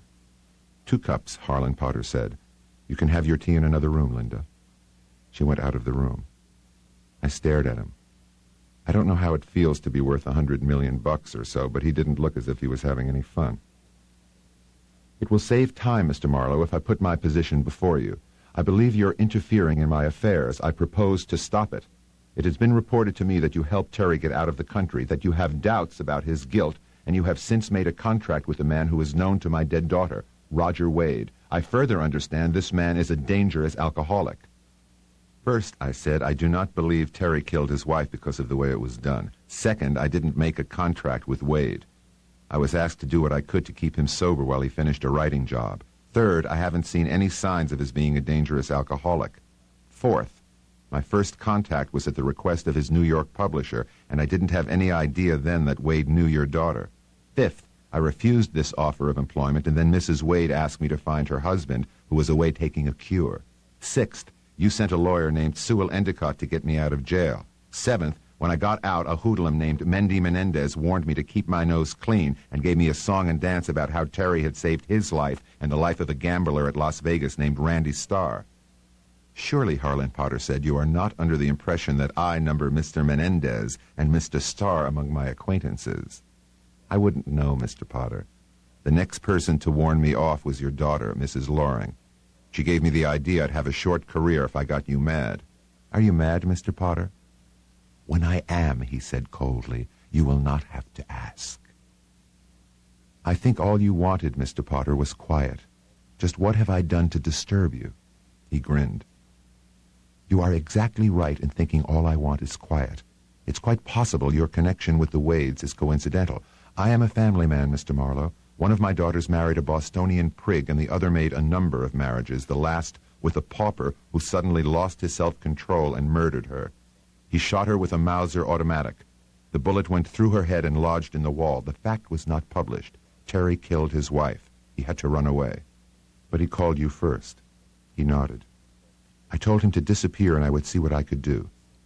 When I learned the details of the murder, there was nothing to be done. I could not permit the sort of trial that kind of killing would result in. I was glad when I learned he had shot himself in Mexico and left a confession. Can you understand now that I cannot tolerate any further investigation?" "Sure, if you're convinced he killed her." "Of course he killed her." "Okay, Mr. Potter, what goes from here?" He wasn't listening. "The power of money becomes very difficult to control. The average man is tired and scared and can't afford ideals. You can't expect quality from people whose lives are subject to a lack of quality. We make the finest packages in the world, Mr. Marlowe. The stuff inside is junk." I was sitting there with my mouth open. The guy hated everything. "I got your point, Mr. Potter. You don't like the way the world is going, so you close off a private corner. You wrote your daughter off long ago. Even if the real murderer is walking around free, you don't care, because there would be a trial and his defense would blow your privacy as high as the Empire State Building." He smiled suddenly. "What do you want from me, Mr. Marlowe?" "If you mean how much money, nothing. I told the truth about how I met Roger Wade, but if I happened to be looking for a good suspect, he might do. A telephone call, Mr. Marlowe, would deprive you of your license. I've given you too much of my time. I'll ring for the butler to show you out." He held out his hand. "Thank you for coming. Don't be a hero." I shook hands with him. He had a grip like a pipe wrench. "I might be able to throw some business your way," he said. "Goodbye, Mr. Marlowe." He watched me out. A week went by. Then Roger Wade called me up. "We ought to have a talk. How about lunch today? Could you make it here somewhere around 1? "I guess so. How's Mrs. Wade?" "She's fine. She's in town shopping today." We hung up. I had another call in a little while, a strange voice. "This is Roy Ashterfelt. George Peters told me to call Marlowe. Oh, yeah, thanks. You're the fellow that knew Terry Lennox in New York. Called himself Marston, then. That's right. He was on the sauce. But it's the same guy, all right. Out here I saw him in Chasen's one night with his wife. What was his first name? Paul Marston. And he was wearing a British Army service badge. Next time I saw him, he was here, married to Harlan Potter's daughter. They're both dead now, but thanks for telling me. I thanked him some more, and we hung up. I thought about it a while and called Detective Sergeant Green at Homicide. Look, I said, I heard something about Terry Lennox that puzzles me. A fellow I know used to know him in New York under another name. You check his war record? That matter is closed, Green said harshly. I spent part of an afternoon with Harlan Potter last week. He likes me. He told me the girl was shot with a Mauser PPK, her own gun, chum. But don't get me wrong, I'm not looking into any dark corners. Where'd Lennox get that wound? Probably in a knife fight south of the border. Hell, Green, you had his prints. All I asked was about his service record. Lennox didn't have any war record. Didn't have any record of any kind under any name. I started to say goodbye, but he chopped me off. What did Mr. Money want with you? We had a cup of tea together. He also hinted that any cop that looked cross-eyed at me would be facing a grimy future. Go to hell, Green said, and hung up.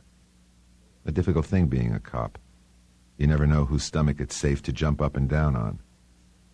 When I arrived at the Wade's house, Wade answered the door himself. He looked good. He led the way into his study. On his desk was a thick pile of yellow typescript. Thanks for coming, Marlowe. Book? I asked, pointing to the stack of paper. Yeah, it stinks. He leaned his chin in his cupped hands. Eileen says I tried to shoot myself. You don't remember? Not a damn thing. Candy came in and Wade said, Lunch in half an hour. This is my day off, Candy said deadpan. The cook's off today, Candy. I've got a friend to lunch. You think he's your friend? Candy sneered. Better ask your wife. Wade smiled at him. Watch your lip, little man. After a moment, Candy grinned. Okay, boss, I get the lunch. He went out. I'm paying the guy too much money. He's spoiled. Wages, or something on the side. Such as what? He asked sharply. I handed him some folded yellow sheets. You better read it. Evidently you don't remember. He unfolded the yellow pages and leaned back to read them. When he came to an end, he refolded the sheets. Pretty wild, isn't it? I liked it, especially the part about a good man dying for you. He tore the paper into long strips and dumped the strips into his wastebasket. I suppose a drunk will write anything. Candy's not blackmailing me. He knows I went there sometimes, but I don't think he would tell. Maybe you better get drunk again. You might remember. He opened a drawer of his desk and came up with a checkbook. I owe you $1,000, he said. He wrote in the book. He tore the check out and dropped it in front of me. Is that all right? I didn't touch it. I suppose you think I killed her and let Lennox take the rap, he said slowly. She was a tramp, all right, but you don't beat a woman's head in just because she's a tramp. She wasn't killed with that bronze thing. She was shot with her own gun. I didn't know she'd been shot. Didn't know or didn't remember? What are you trying to do to me, Marlowe? His voice was dreamy. What do you want me to do? You said a good man died for you. All I meant was that if there had been an investigation, I might have been identified as one of the suspects. It would have finished me in several ways. I didn't come here to accuse you of murder, Wade. What's eating you is that you're not sure yourself, and the guy who got the credit for the job seemed to me a lot less likely than you. He walked to the open French windows and stood looking out. Candy came in wheeling a tea wagon. Bring me a bottle of whiskey. Sorry, boss, no whiskey. He looked down at the check and hissed between his teeth. I go now. This my day off. He went. So I get it myself, Wade said, and he left. He came back with a bottle and a glass. He poured a stiff jolt and sucked it down. There was the sound of a car going away, probably Candy leaving by the service driveway. We have all afternoon to kill, Wade said. He had a glow on already. You don't like me, do you, Marlowe? That question has already been asked and answered. Know something? You're a pretty ruthless son of a bitch, Marlowe. He drank some more whiskey, then he reached for the check and read it. Seems to be made out to somebody named Marlowe. Seems I signed it. Foolish of me. Stop acting, I said. Where's your wife? My wife will be home in due course. No doubt by that time I shall be passed out and you can entertain her at your leisure. Where's the gun? I asked. He looked blank. I told him I'd put it in his desk. Not there now, I'm sure, he said. I went to the desk and frisked it. No gun. Probably Eileen had hidden it. Look, Wade, I think your wife ought to come home.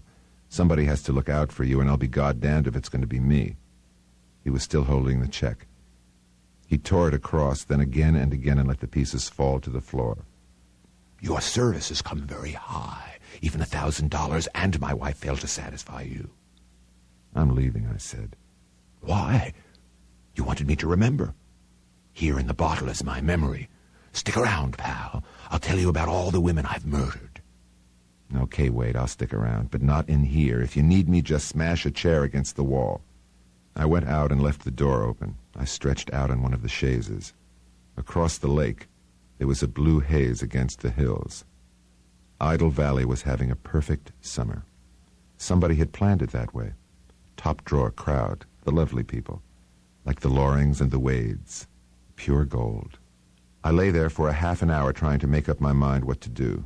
Part of me wanted to let him get good and drunk and see if anything came out. The other part of me wanted to get out and stay out, but this was the part I never listened to. I got up and went back to the study. He was just sitting there. Don't bother me, he said. I have a little man on my shoulder telling me stories. He reached down and patted the whiskey bottle. You're lonely, pal. You need company. He got up and walked fairly steadily out of the room. I waited. A speedboat came racketing down the lake. I could see it was high out of the water and towing a surfboard with a husky lad on it. Wade came back with another bottle of whiskey. Christ, you're not going to drink all that, are you? He squinted at me. Take off, Buster. I'll stick around until Mrs. Wade comes home. Ever hear of anybody named Paul Marston? I could see him fighting for control. He won the fight for the moment. Never did, he said carefully. Who's he? The next time I looked in on him, he was asleep. One of the whiskey bottles was empty. I went back to the patio. It was a long time before the speedboat came tearing down the lake again. It was almost 4 o'clock when I heard its roar swell into an ear-splitting howl of noise. I walked down to the edge of the lake. The driver slowed on the turn, and the lad on the surfboard leaned out against the pull. He made it. The waves stirred by the boat came charging in towards the shore of the lake at my feet. The waves were still slapping when I turned back to the house. I heard a bell chiming from the front door. I crossed to it and opened it. Eileen Wade was standing there. She said, "I'm sorry, I forgot my key." She came in and I shut the door. "Is anything wrong?" "Well, there's a little drinking being done. He's asleep on the couch in his study." "He called you?" "He asked me to lunch." "Oh," she sat down. "I forgot it was Thursday. How stupid." Candy got the lunch before he left. "I guess I'll blow now." She smiled. "Won't you have some tea?" "All right." I didn't know why I said that. I didn't want any tea. "I'll just look in and see if Roger's all right." I watched her cross to the study door and open it. She stood there a moment and closed the door and came back. "He's still asleep." I watched her go up the stairs and into her room. I crossed to the study with the idea of removing the bottle of hooch. There was an acrid smell in the air, and there was too heavy a silence. I knew a dead man lay on that couch. He was on his side. Between his chest and the back of the couch there was a pool of blood, and in that pool lay the Webley hammerless. The side of his face was a smeared mask. I left him like that. There was no doubt he was dead. I looked around for some kind of note. There was nothing but the pile of script on his desk. I hadn't heard the shot, but it must have gone off when I was down by the lake watching the surfboard rider. The final impulse had coincided with the run of the speedboat. I didn't like it, but nobody cared what I liked. The torn pieces of the check were still on the floor, but I left them. The torn strips of that stuff he had written that other night were in the wastebasket. These I did not leave. I stuffed them into my pocket. I went out and shut the door. From the kitchen I heard sounds. I went out there. Eileen gave me an impersonal glance. "How do you like your tea, Mr. Marlowe?" "Just out of the pot as it comes." "I always take cream and sugar. I learned tea drinking in England." "You lived in England?" "I worked there, all through the Blitz. I met a man, but I told you about that." She looked out the window. "It has to be stopped," she said. "Perhaps he'll have to be committed to an institution. Somehow I can't see myself doing that." "He could do it himself," I said. "That is, he could have, up to now." "What do you mean by that?" "I guess it was a wild pitch. Did you hide the gun I told you about? You know, the morning after he made that play upstairs?" "No, I never do anything like that. I don't believe in it." "And you forgot your house keys today?" "I told you I did." "But not the garage key." "I don't need a key for the garage," she said. "It opens by a switch." "I see." "You're making some rather strange remarks," she said with acid in her voice. "I've had some rather strange experiences in this house. Guns going off, drunks lying on the front lawn, lovely women wrapping their arms around me and talking as if they thought I was someone else. It's a pity about that gun. But you don't really love your husband, do you?" Her mouth began to tremble. "Is something wrong in there?" I barely had time to nod before she was running toward the study. She threw open the door and darted in. I followed her into the study. She was kneeling beside the couch with his head pulled against her breast. I went out and found a telephone. I called the sheriff's substation. Then I went out to the kitchen and fed the strips of yellow paper from my pocket down the electric garbage grinder. A deputy was there in about 6 minutes. When I took him into the study, she was still kneeling by the couch. He went over to her. "I'm sorry, ma'am, but you shouldn't be touching anything." He reached for the telephone. She scrambled to her feet. "It's my husband. His name is Roger Wade." "I know who he is, ma'am," the deputy said, and dialed. She looked at her blouse. "May I go change?" "Sure." He spoke into the phone and hung up. "You say he's been shot?" "I think this man murdered him," she said, and went quickly out of the room. The deputy looked at me. "I better have your name and address. You the one called in?" "Yeah." I told him my name and address. "Just take it easy until Lieutenant Oles gets here." "Bernie Oles?" "Yeah, you know him?" "Sure, a long time. He's Assistant Chief of Homicide working out of the L.A. Sheriff's Office. Not carrying a gun, are you?" "Not today." In spots like this, you can't expect the wife to make much sense. We better wait outside.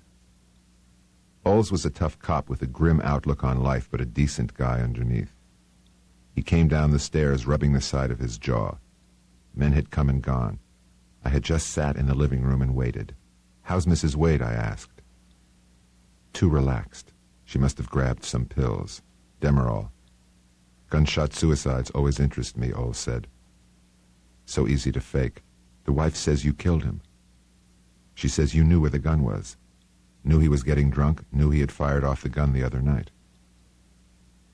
"I searched his desk this afternoon, no gun. I told her where it was and to put it away." "You searched the desk? Why?" "He was getting drunk. I thought it just as well to have the gun somewhere else." "You supposed to watch the guy when he's alone?" "Certainly not. He asked me out to lunch. He was depressed about his writing not going well. He decided to hit the bottle." "It's your tough luck you were here, Marlowe. What was the check for, the one he wrote and tore up?" "His wife came to me and said her husband was off on a toot and would I find him and bring him home. I did." "Anything to do with the Lennox case?" "There isn't any Lennox case." "How true." A man came in the front door. "There's a Dr. Loring outside, Lieutenant. Says he was called. He's the lady's doctor." Dr. Loring came in with his neat black bag. "Upstairs?" he asked Oles. "Yeah," Oles stood up. "What'd you give her that Demerol for, Doc?" Dr. Loring frowned. "Who says I gave Mrs. Wade Demerol?" "I do. The bottle's up there with your name on it. She's got a regular drugstore in her bathroom. Demerol is very habit-forming. You just hand them out, huh?" "You're impertinent, sir. I shall report you." "Yeah, do that," Oles said. "But first keep the lady clear in her head. I've got questions to ask." Dr. Loring went up the stairs. A man came out of the study and came up to Oles. "Lieutenant, the wound is contact, typically suicidal. I don't think there'll be any prints on the gun. It's been bled on too freely." "Could it be homicide if the guy was passed out?" Oles asked. "Of course, but there's no indication of it. I see nothing against suicide so far. If the alcoholic concentration is high enough, I might be inclined to doubt suicide. He went away. Oles yawned. You want to blow? Sure. Stick around where you can be found.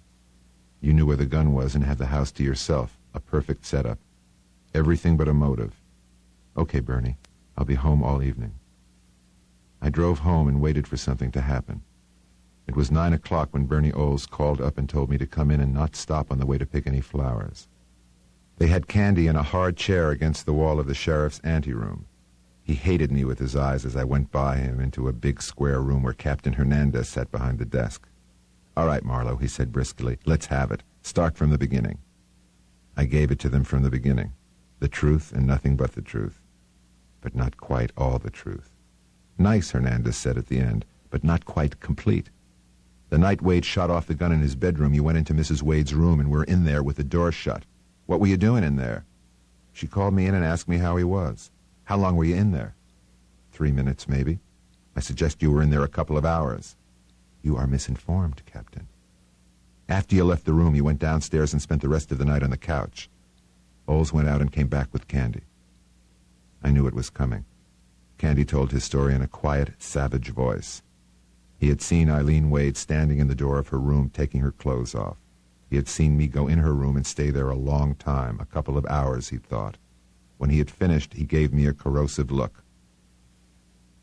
You're a liar, I said. There isn't any place in the house from where you could see her take her clothes off. Hernandez looked at me. How about the time element? That's his word against mine. I'm talking about what can be proved. Hernandez spat Spanish at Candy. Candy just stared at him. Take him out, Hernandez said. Oles jerked a thumb and Candy went out. I told him if there was an inquest and he told that story on the stand, he'd find himself doing time for perjury. Any questions you want to ask, Oles? Oles shook his head. Hernandez looked at me and said, come back in the morning and sign your statement. We'll have it typed by then. Okay, he said wearily, take off. I went home and went to bed. The inquest was a flop. Eileen Wade was pale and spoke in a low, clear voice. The coroner handled her with velvet gloves. When I got back to the office, the phone was ringing. Oles said, I'm coming by your place. I've got things to say. He was in the office in 20 minutes. You liked the suicide verdict, didn't you? What else could it be? Nothing else, I guess. I'm an old cop and I don't like a few things about this Wade death. Such as? I don't like that he left no note. I went through his desk. He wrote letters to himself. He wrote and wrote and wrote, drunk or sober.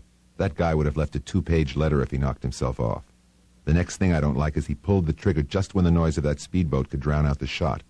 What difference would it make to him?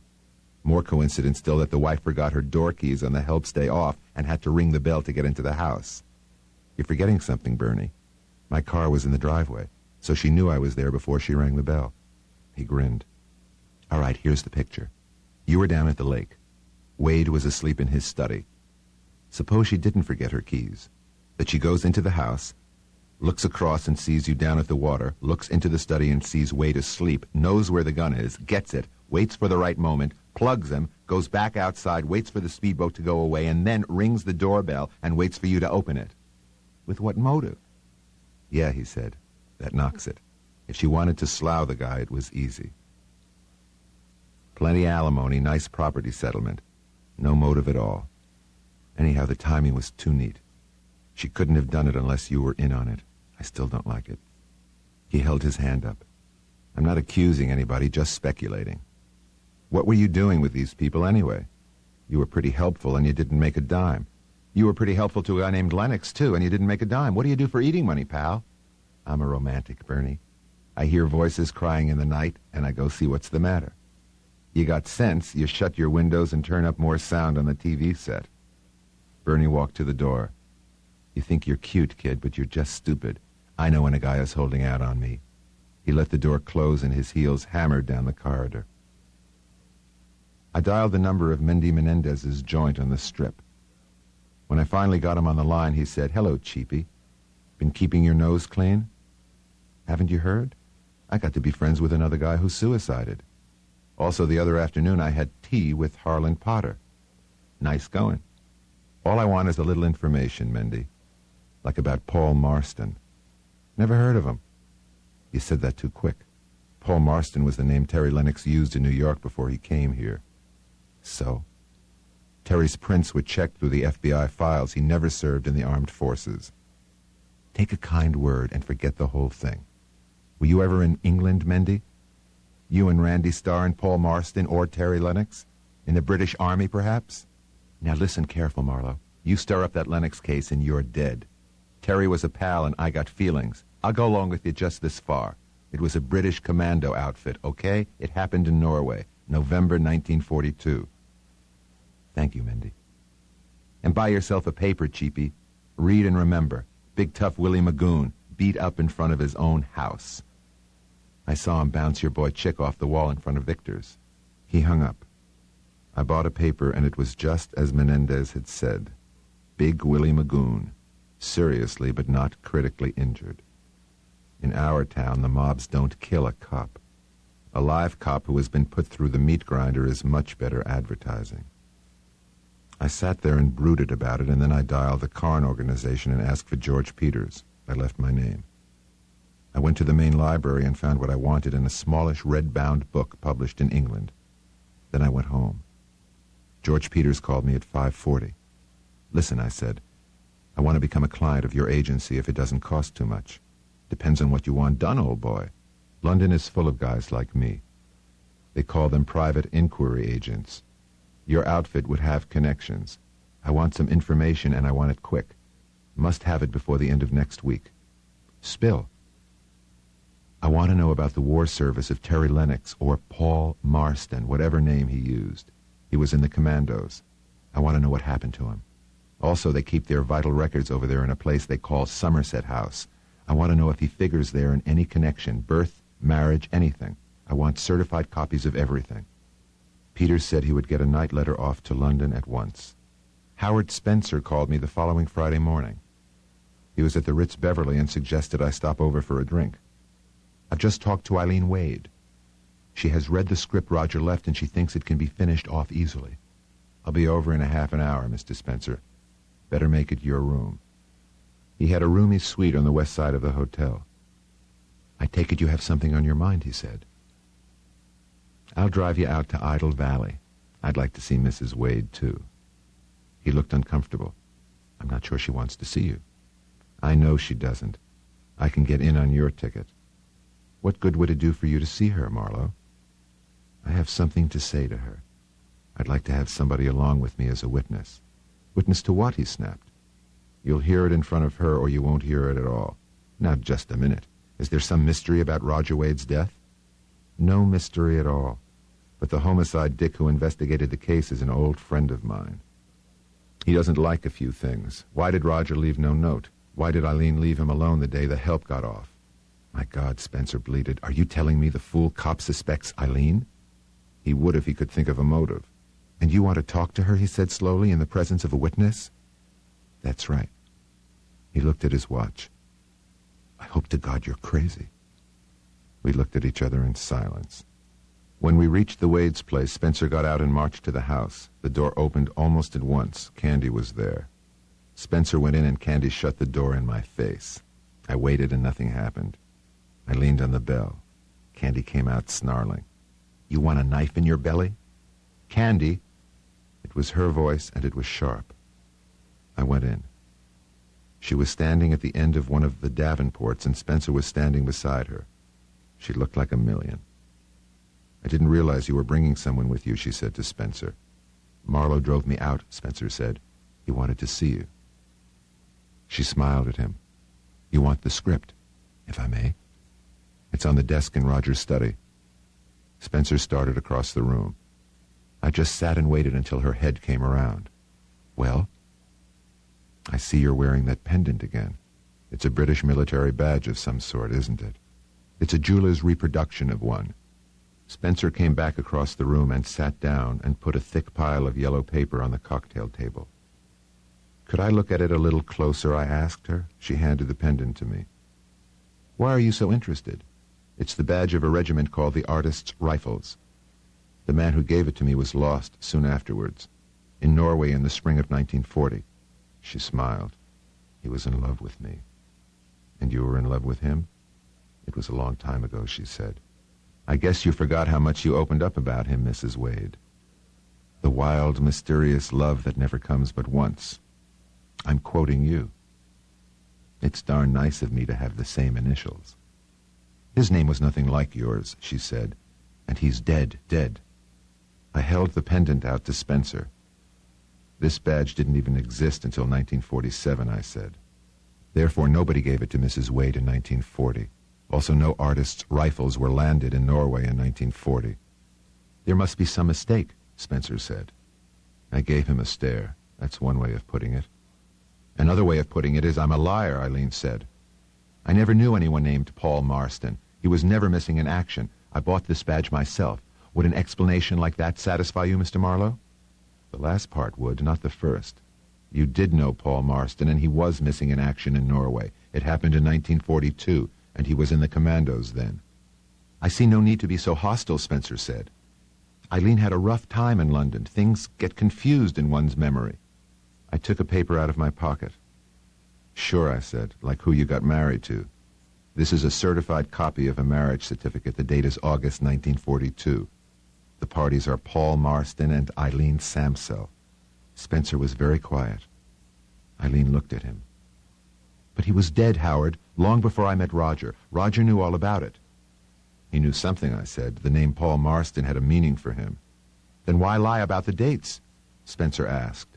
Perhaps I was lost in a dream, she said softly. I know I haven't any right to cross-examine you, Eileen, Spencer said slowly. Let's forget it. Marlowe made a big thing out of the badge and the marriage certificate. I guess he had me wondering. Mr. Marlowe, she told him, makes a big thing out of trifles. But when it comes to a really big thing, like saving a man's life, he's out by the lake. And you never saw Paul Marston again, I said.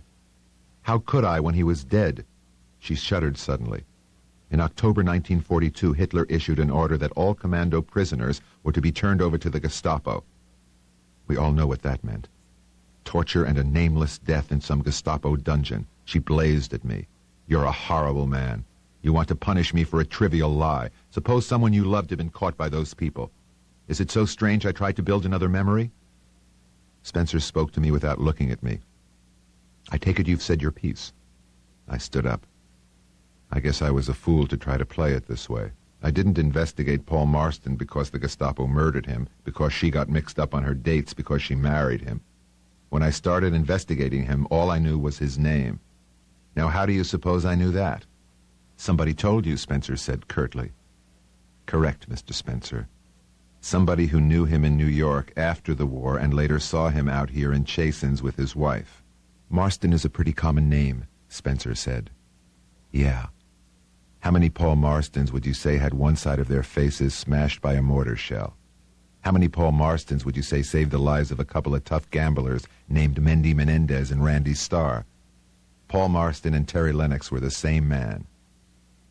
There is a kind of silence that is almost as loud as a shot. I had it all around me.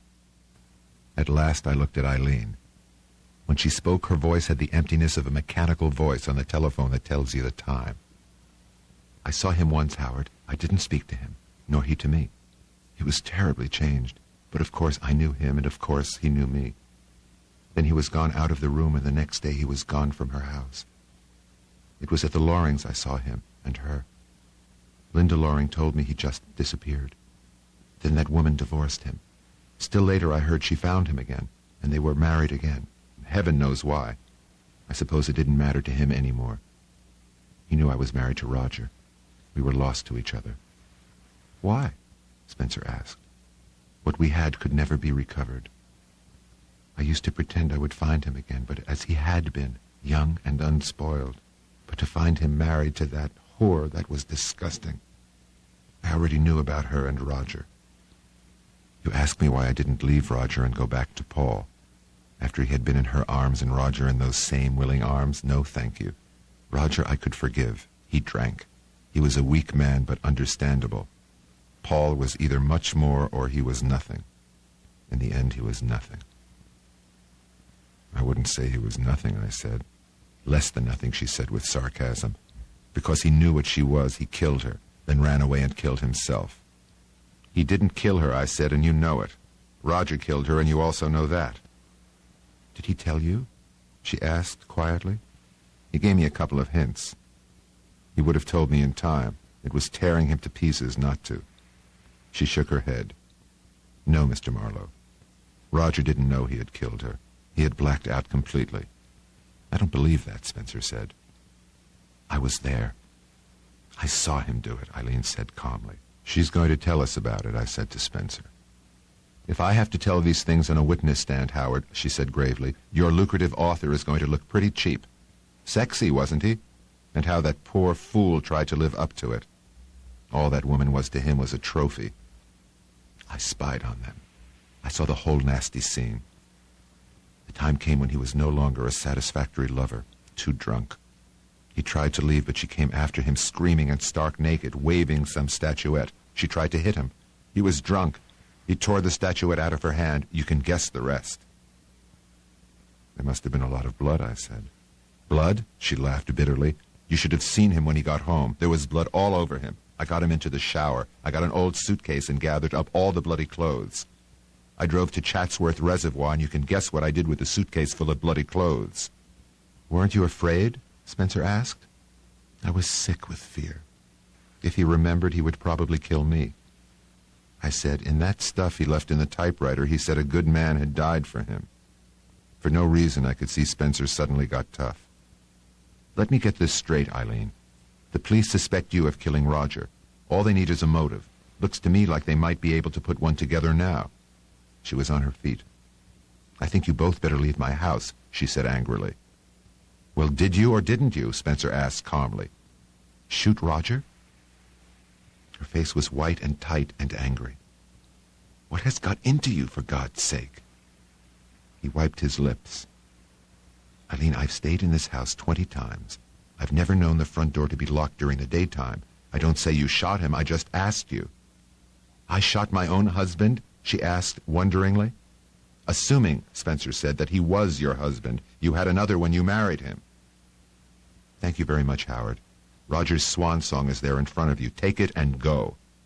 She turned to walk away. I said, Mrs. Wade, let's finish the job. That suitcase you threw into the Chatsworth Reservoir, was it heavy? Yes, it was very heavy. How did you get it over the high wire fence around the reservoir? She made a helpless gesture. I suppose in emergencies one has an abnormal strength. Somehow I did. There isn't any fence, I said. And there was no blood on Roger's clothes. Sylvia Lennox wasn't killed outside the guest house, but inside it on the bed. And there was practically no blood because she was already dead, shot with a gun when the statuette was used to beat her face to a pulp. I suppose you were there, she said scornfully. Then she went away from us. What was that about the wire fence? Spencer asked me. Just a gag, I said. I'd never been close to the Chatsworth Reservoir. I see, he said. But the point is she didn't know either. Of course not. She killed both of them. I got home late and tired and depressed. I thought of the first time I had seen Eileen Wade, and the second, and the third, and the fourth. She no longer seemed quite real. A murderer is always unreal once you know he is a murderer.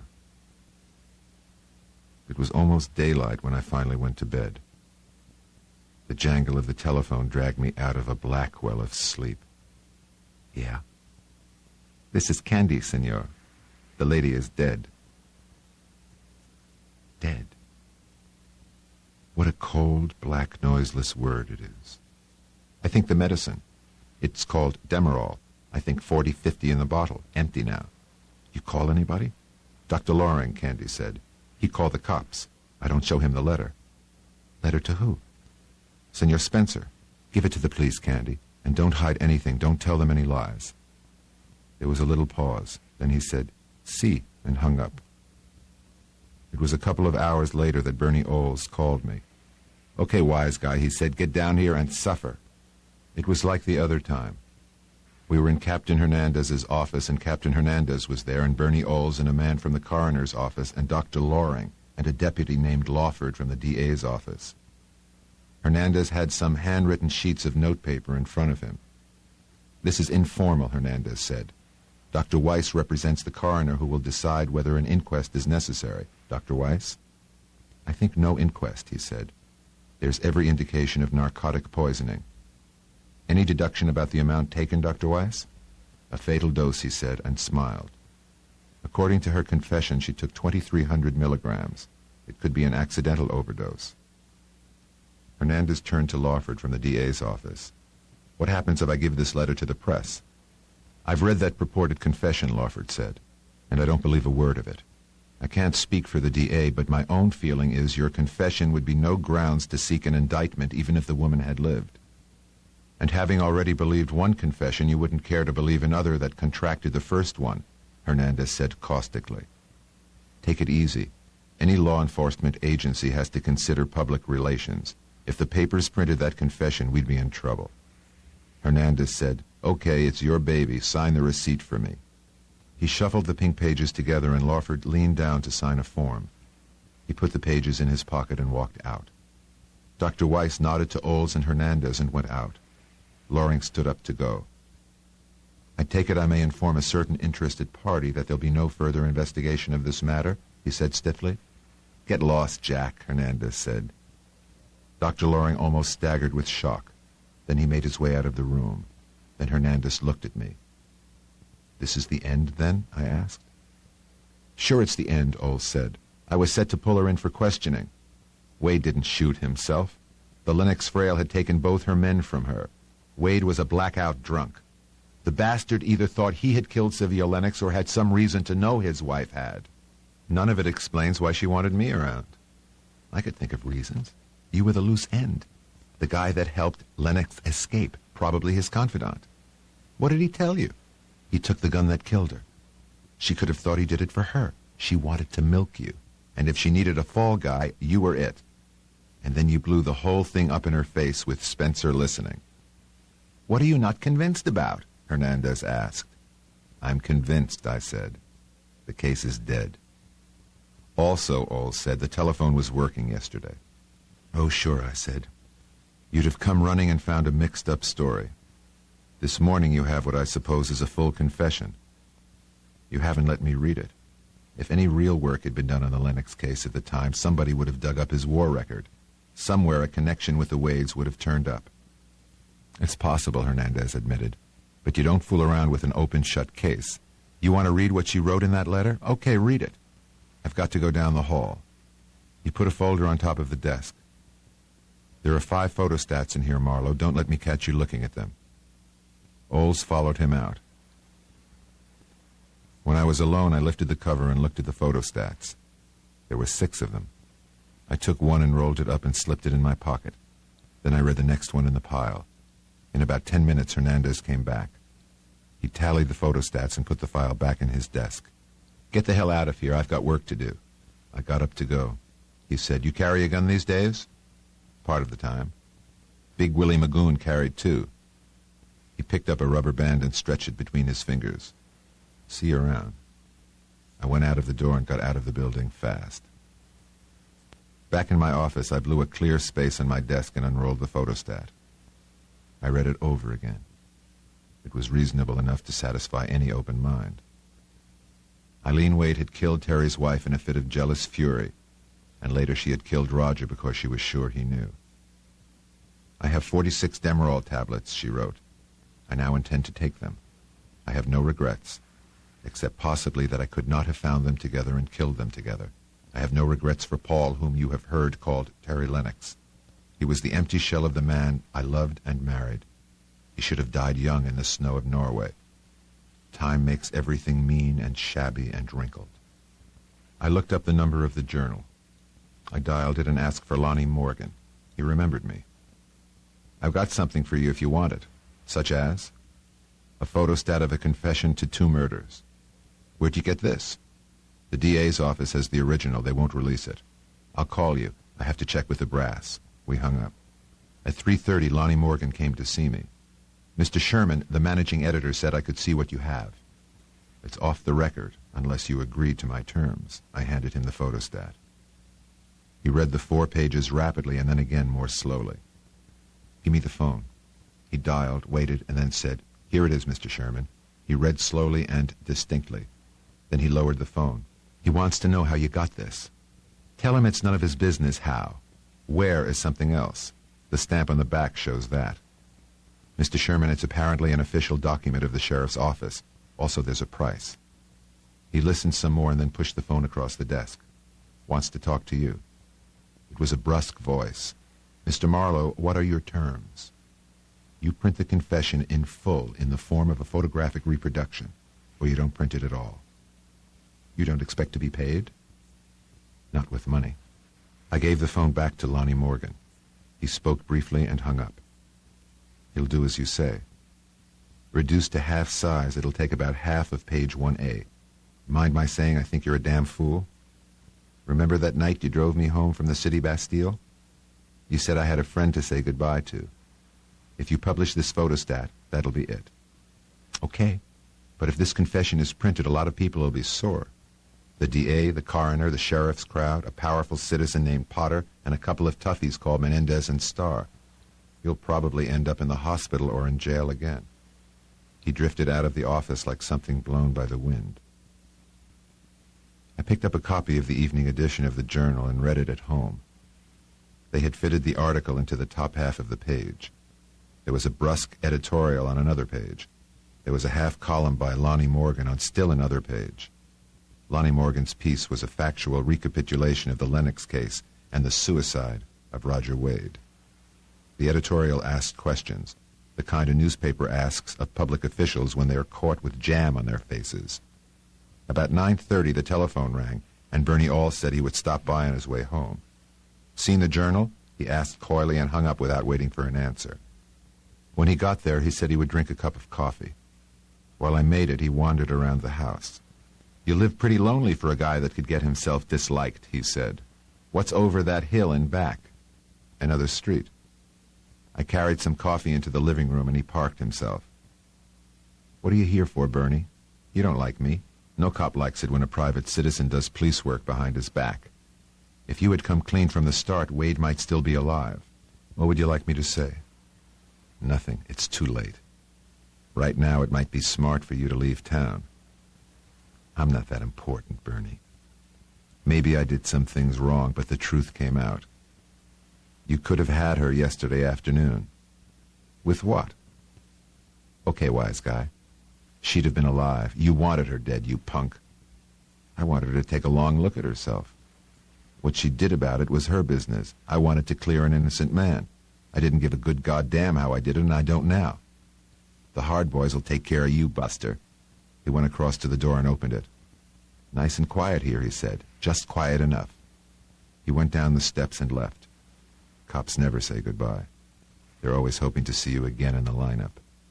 About 2 the next afternoon, Linda Loring called me. "I've just flown in from the big lake up north. My almost ex-husband is up there boiling over something that was in the Journal last night. The poor man was weeping when I left." "What do you mean, almost ex?" "Don't be stupid. For once, Father approves. Paris is an excellent place to get a divorce, so I shall soon be leaving to go there. Marlowe, do you know how they shoot tigers? They tie a goat to a stake and then hide out in a blind. It's apt to be rough on the goat. I like you. I'm sure I don't know why, but I do. I hate the idea of your being the goat. You tried so hard to do the right thing, as you saw it." "I'll buy you a drink if you're going to be around long enough. Buy me one in Paris." "Goodbye, Linda. I hope you find what you want." "Goodbye," she said coldly. She hung up. The rest of the day was a blank. I ate dinner and left the Olds at an all-night garage to have the brake linings checked. I took a cab home. The street was as empty as usual. I went up the steps slowly. I unlocked the door and then stopped. I had a feeling the room beyond was not empty. I stepped off the porch and leaned down against the shrubbery. I had a gun, a short-barreled Police 38. I jerked it out. The silence continued. Then a big black Cadillac turned the corner and stopped at the foot of my steps. I waited and listened, crouched against the bush. Then a spotlight clicked on. The big car backed until the spotlight could swing across the front of the car. I went down flat, but the spotlight found me. A siren growled a low pitch for just a second. Then at last the house was full of light, and a man in a white dinner jacket came out to the head of the steps. "Come on in, Cheapy," Menendez said. "You've got company." So I went in. A man was sitting across the room with a gun resting on his thigh. Neither his eyes or the gun moved. I looked at him too long. There was a brief move at my side and a numbing pain in my shoulder. I turned and looked at a big, mean-looking Mexican. This guy was one of the hard boys. The .45 in his hand dropped to his side. Menendez held out his hand. The slugger tossed the gun and Menendez caught it. "Where would you like it, Cheapy?" he asked. There was no answer to a question like that.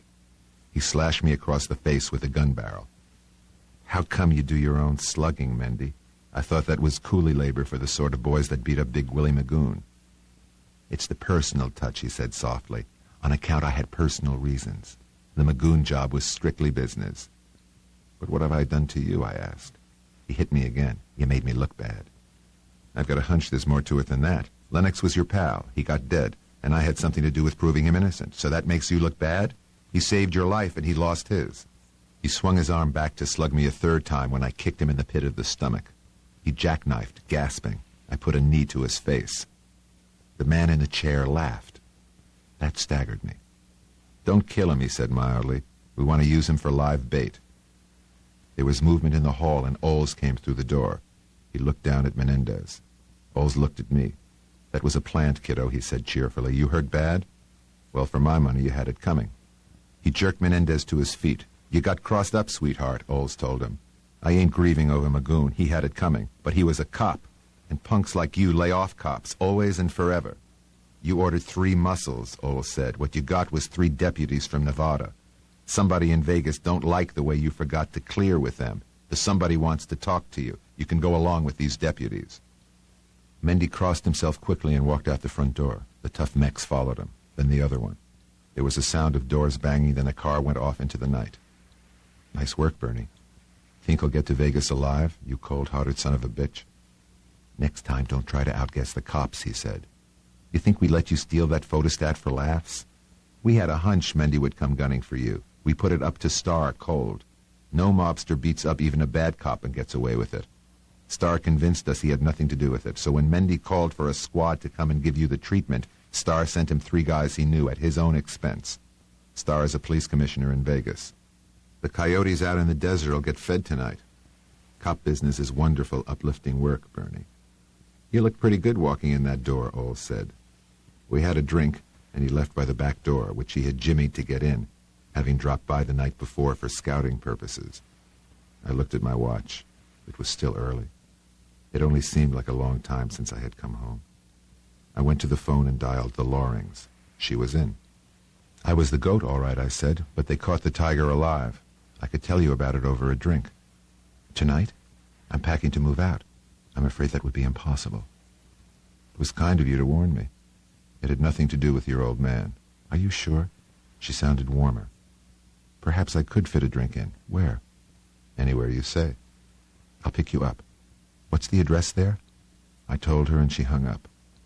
Then I put in a call to Randy Starr in Las Vegas. "Nice to hear from you, Marlowe. What can I do for you?" "Mendy is on his way to Vegas with the 3 goons you sent after him in a big black caddy." "I don't own any hard boys in Cadillacs, Mr. Marlowe." "They were deputies, maybe. He pistol-whipped me. All the same, I hope he gets to Vegas alive." "I'm sure he will." "Starr, were you in on that caper at Otataclan, or did Mendy work it alone?" "Come again?" "Mendy warned me not to dig into the Lennox case." "I see. You think there was something not quite kosher about how Terry got dead?" "I think details would help. He wrote a confession which was false. He wrote a letter to me which got mailed. The letter was finished just as a knock came at his door. I'd like to know who came into the room." "No idea, Marlowe.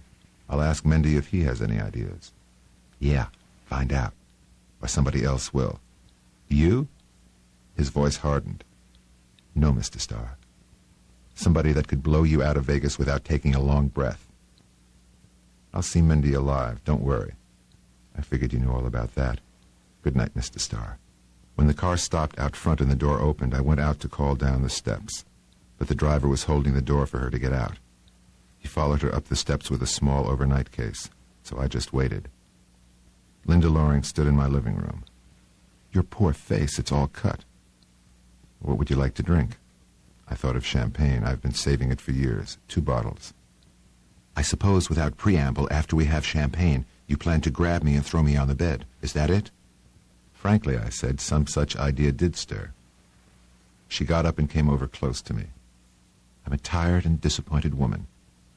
Please be kind to me. I'm no bargain to anyone. You're not tired and you're no more disappointed than most people are. By all the rules, you ought to be the same sort of spoiled brat your sister was. By some miracle, you're not. I walked to the kitchen and got one of the bottles of champagne and 2 goblets and carted it all to the living room. She had loosed her hair and she had tufted slippers on her feet and a silk robe the color of a sunset. Very quietly, she came into my arms. An hour later, she stretched out a bare arm and said, "Would you consider marrying me?" It wouldn't last 6 months. Do you have something against marriage? For 2 people in 100, it's wonderful. The rest just work at it. Besides, it would just be an incident to you. The first divorce is the only tough one. In 6 months, she said, I won't remember your name. I'll introduce myself, I said. We'll have a drink together. Like tonight? It won't ever be like tonight again, I said. After a while, she went to sleep. In the morning, we had breakfast together. I called a cab and carried her case down the steps. We said goodbye. I went back up and remade the bed. There was a long, dark hair on one of the pillows. There was a lump of lead at the pit of my stomach. The French have a phrase for it. To say goodbye is to die a little. Sewell Endicott said I could drop around about 7:30. He stared at me silently after I sat down. Then he said, "Don't tell me you're still digging into that mess. Something worries me. You saw Terry Lennox's body in Otataclan, didn't you?" "I did indeed. There's no question of identity. Face and hands were darkened, hair dyed black, but the scars were still obvious, and the fingerprints, of course, were checked. It was quite hot. They had to get ice from the hotel. No embalming there. I had a letter from Terry, Mr. Endicott, if you care to read it." I gave it to him, and he read it carefully. "The mailbox bothers me," I said, "where he says there was a mailbox on the street under his window, and the waiter was going to hold up his letter so Terry could see it was mailed." Something in Endicott's eyes went to sleep. "They wouldn't have one in a place like Otataclan," I said. "It's a mere village. Another small point I have already raised with Randy Starr. How come the letter got mailed at all? What's your conclusion? And why bring Starr in on it?" Starr and a heel named Menendez were pals of Terry's in the British Army. They're wrong G's, but they still have room for personal pride. There was a cover-up here engineered for obvious reasons. There was another sort of cover-up in Otataclan for entirely different reasons. "What's your conclusion?" he asked me again. "What's yours?" He didn't answer me, so I thanked him for his time and left. It was another wheel to start turning. It turned for a month before anything came up. Then on a certain Friday morning, I found a stranger waiting in my office. He was a well-dressed Mexican. He handed me a folded paper. It read, "This introduces Cisco Marianos. I think he can fix you up. S." He smelled of perfume. His eyebrows were dainty, too, but he probably wasn't as dainty as he looked because there were knife scars on both sides of his face. He sat down. "You wish information about Senor Lennox?" "Only the last scene. I was the day clerk in the hotel. I myself took the letter to the Carrero after the shooting." "You ought to have looked inside. It had a large piece of money in it." "The letter was sealed," he said coldly. "Senor Lennox had a 100-peso note in his left hand when I went into the room and shut the door in the face of the guard. In his right hand was a pistol. On the table was the letter. I took the letter out under the napkin on the tray from the previous service of coffee. I was halfway down the stairs when I heard the shot. I hid the letter and ran back upstairs. Senor Lennox was dead. The rest, you no doubt know. Were there any other Americans at the hotel?" "Two Americanos del Norte, hunters." "Well, it was damn nice of you to come and tell me about it, Senor Marianos. Tell Randy I'm ever so grateful. And later on he could send me somebody who knows what he's talking about." "You doubt my word?" Sit quiet and let me tell it another way. Those two Americans were there for a purpose. One of them was named Menendez. Lennox knew they were there. He wrote me that letter because he had a guilty conscience. He had played me for a sucker. He put the $5,000 in because he had a lot of money and he knew I hadn't. He also put in a little offbeat hint. You say you took the letter to the Correo? Why didn't you mail it in the box in front of the hotel? He smiled. Otataclan is not Mexico City, senor. There is no street mailbox in Otataclan. I said, you did not take any trade to Senor Lennox's room, Senor Marianos, but the two Americans did go in. The dick was fixed, of course. One of the Americanos slugged Lennox from behind. Then he took the Mauser pistol and took out the bullet and put the cartridge back in the breech. Then he put this gun to Lennox's temple and pulled the trigger. It made a nasty-looking wound, but it didn't kill him. When the American lawyer saw Lennox, he was ice-cold in a deep stupor, and there was a blackened wound in his temple. He looked dead. The next day, the coffin was buried with stones in it. The American lawyer went home with the fingerprints.